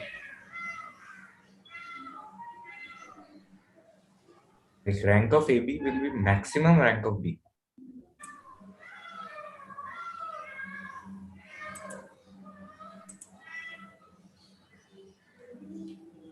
So there was some kind of theorem that not in this course, but I read that if A inverse exists, then it doesn't depend on the rank of A; it becomes the rank of B in AB. But without using Rank-Nullity theorem, can we tell proof that? I That don't is know, the but I'm question. just stating the. Yeah. Sir, I we mean, know that the rank of statement. AB is maximum 2, but how will get the minimum 2 also? That is.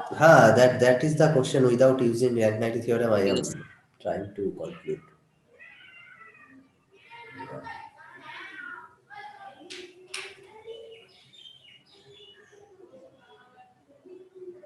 Okay, let me think for a little. Okay, currently I am not getting it. Okay, so let me think it, and tomorrow I have a session anyway. If Sir, something comes in my come mind, on. I will. Please continue, sir. Please go ahead. If something comes in my mind, I will write in discourse. Okay, and anyway, Sir. I will discuss tomorrow also. Sir, if my matrix of 3 by 3 matrix A is 3 and B is 2, right? Rank of B is 2. So then in B there will be one dependent set. Right. So in AB, how many dependent set will I get? Minimum 2? No, maximum 2. Sir, I'm getting one thing when No, sir. I'm trying maximum 2. Sir, I'm getting one thing when I'm trying to write B. So I'm writing in the form only 1001 and the other row column and 0. So I think it is not possible. Why? Sir, please write B here. Okay.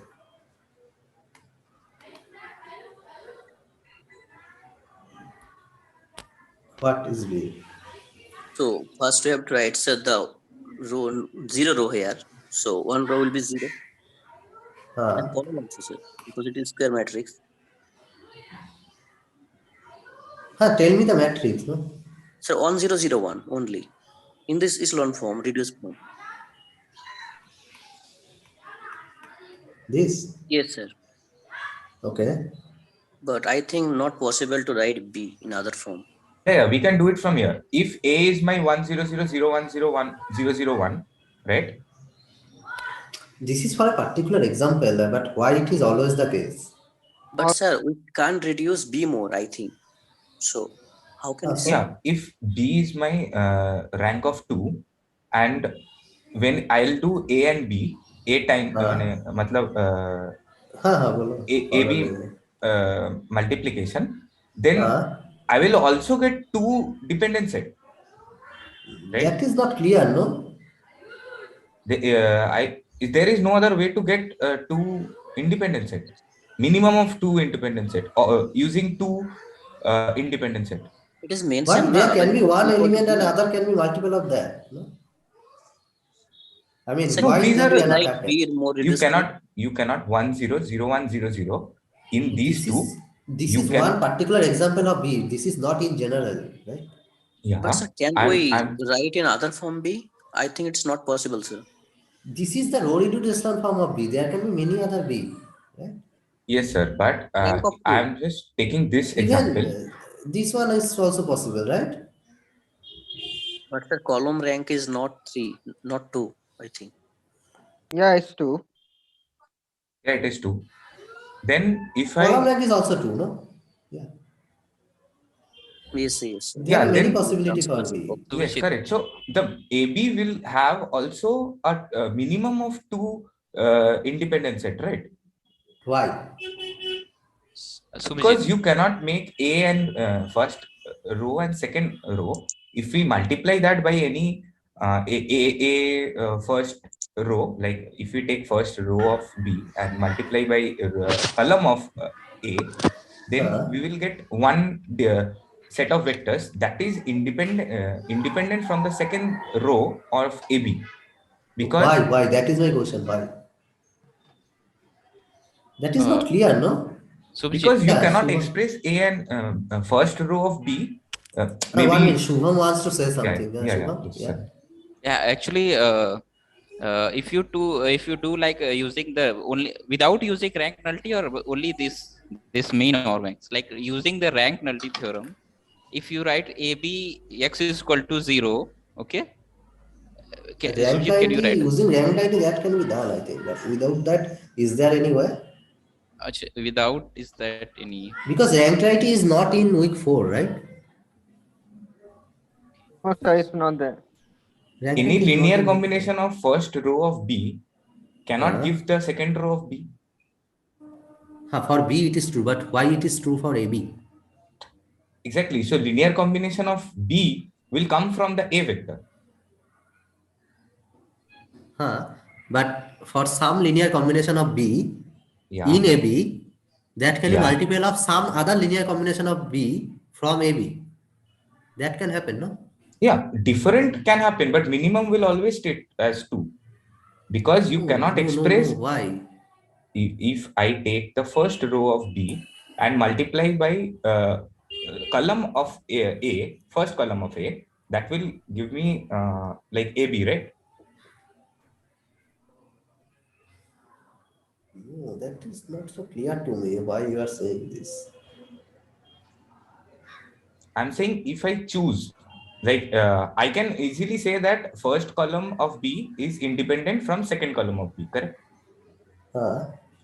If I take any linear combination of first row of B, it cannot be equals to second row, any linear combination of second row of B, because these are independent. If I choose the linear combinations according to A matrix, as my A You write vector. it down, I think you will get what you are doing mistake there. You just write that thing, what you are telling me. Okay, so I'm You writing just that. write that thing, okay? Yeah, okay.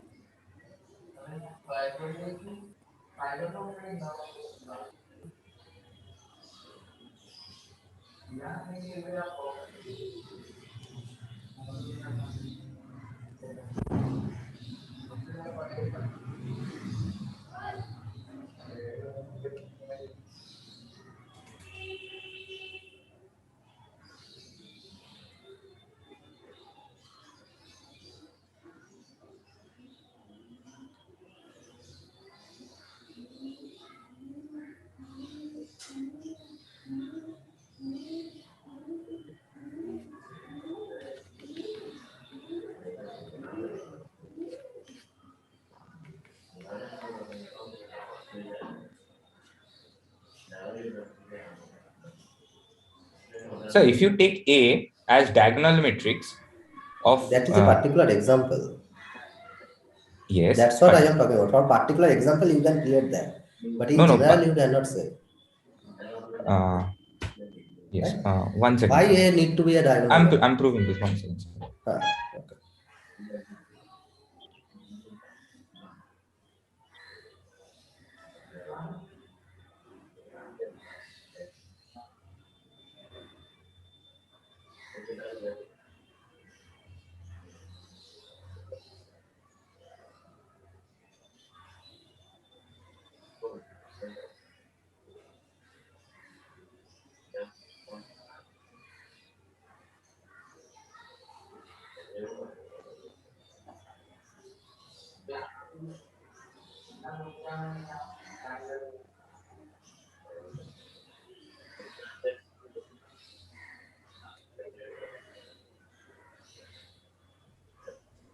Subhajit.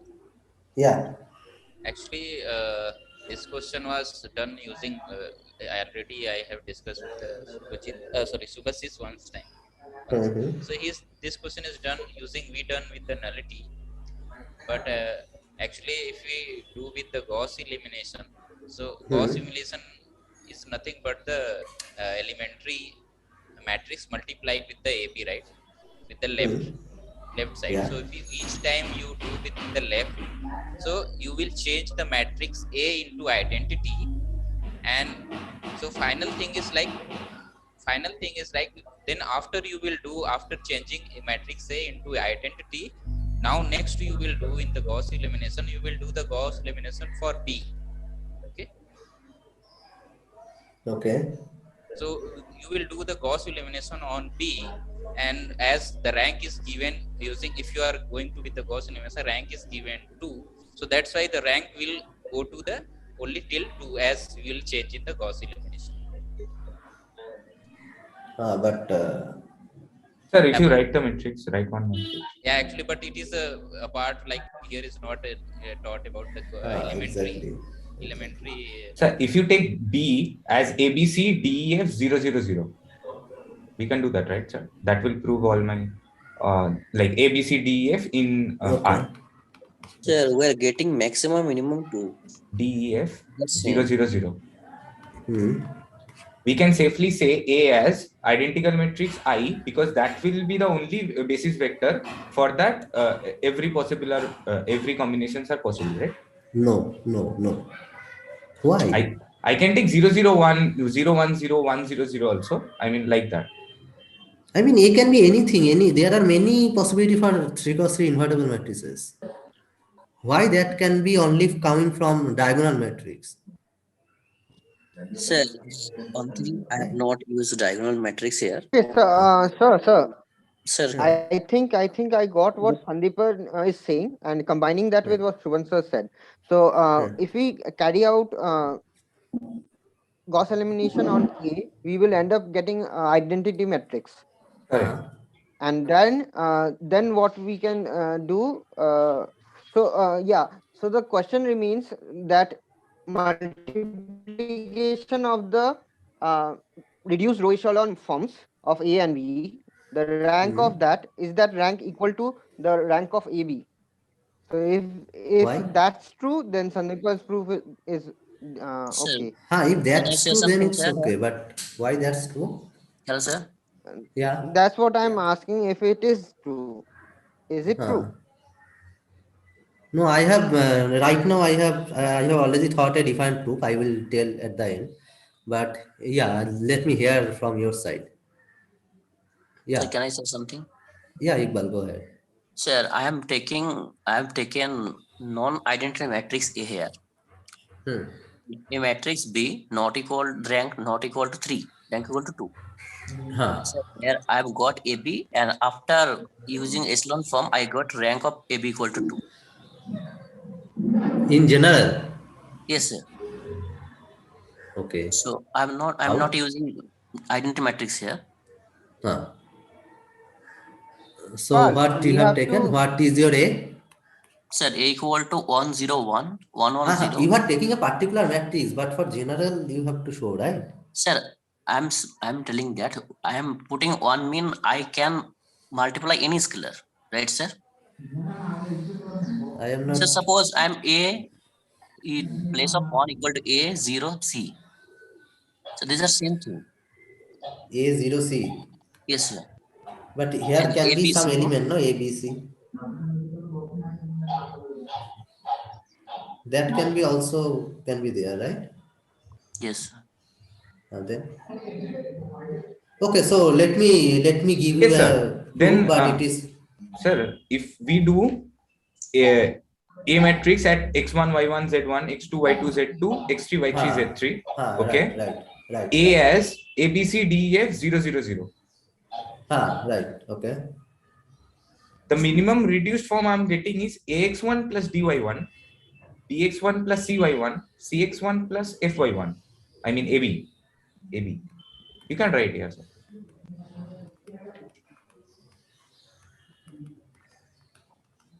What is your AB?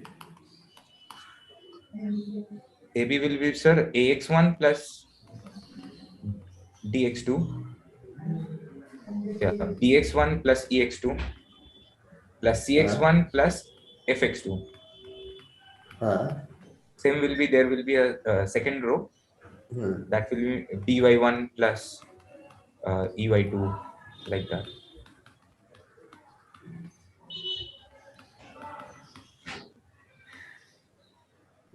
Yes, sir. 0, 0, 0. CF. No, this will not be 0, 0, 0. The last row. Why? Oh no.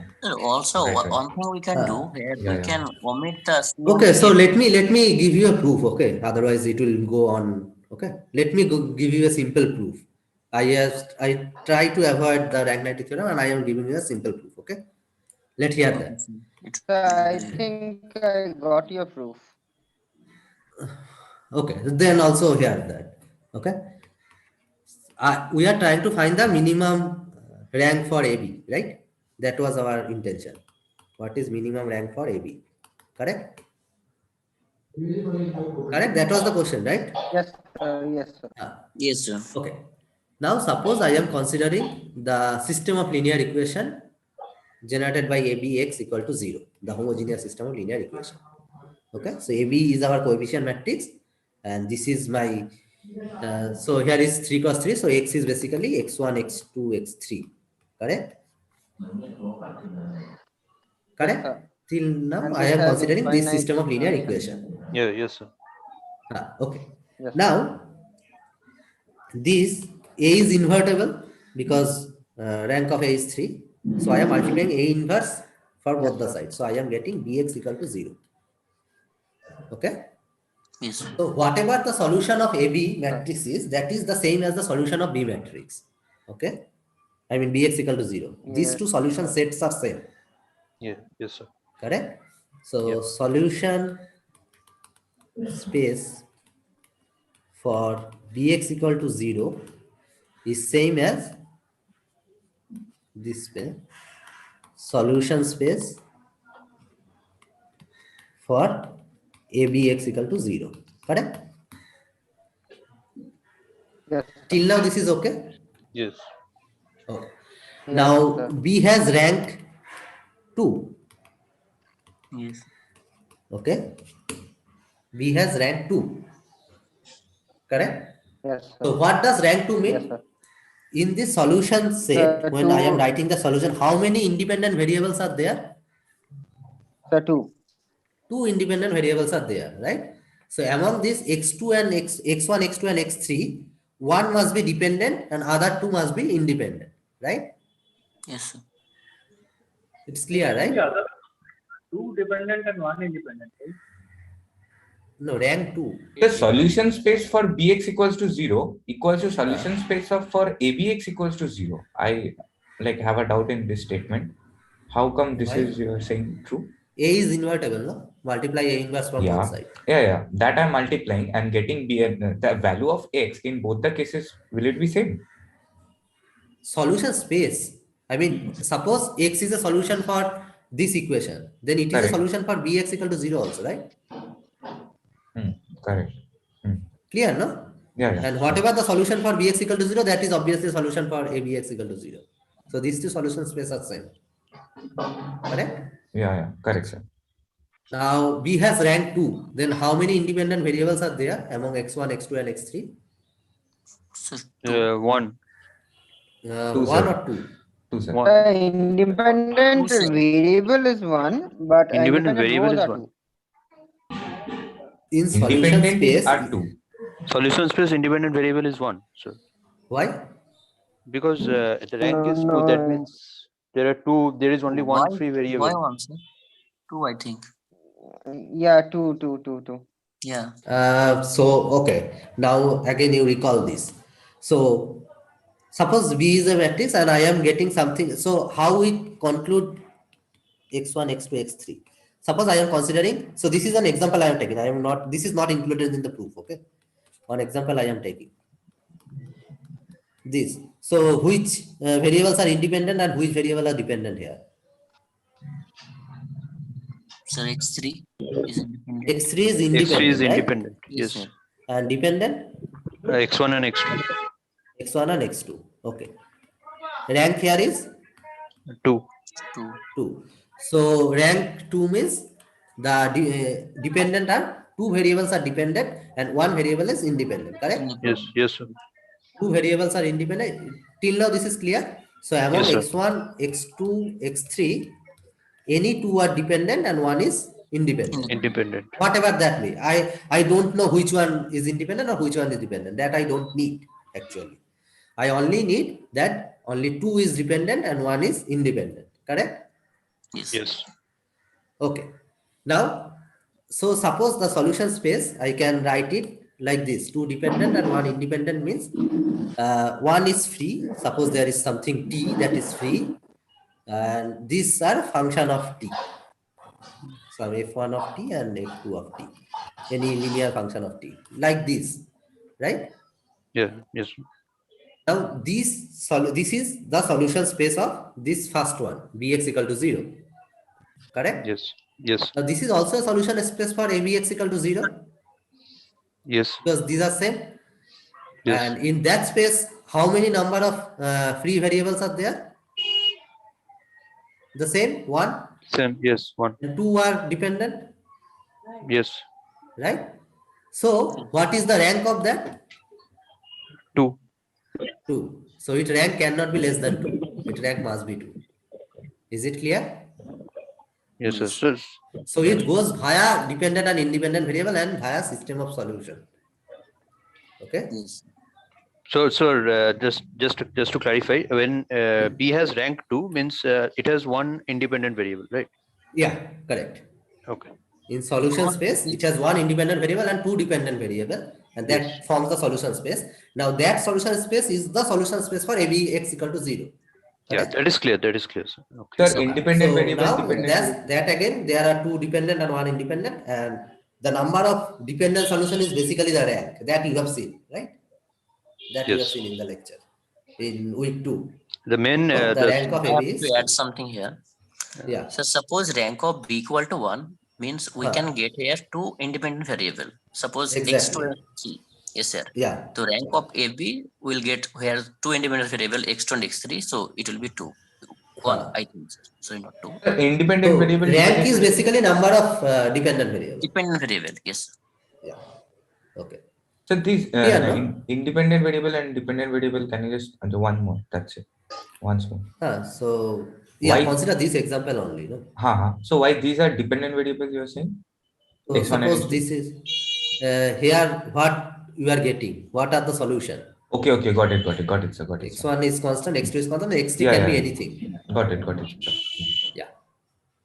Clear, no? Yes, sir. Yes, sir. It's clear now. Yeah. Okay. So basically the key point was variable. Yeah, had it been one dependent variable, the minimum would have been 1, right? Exactly.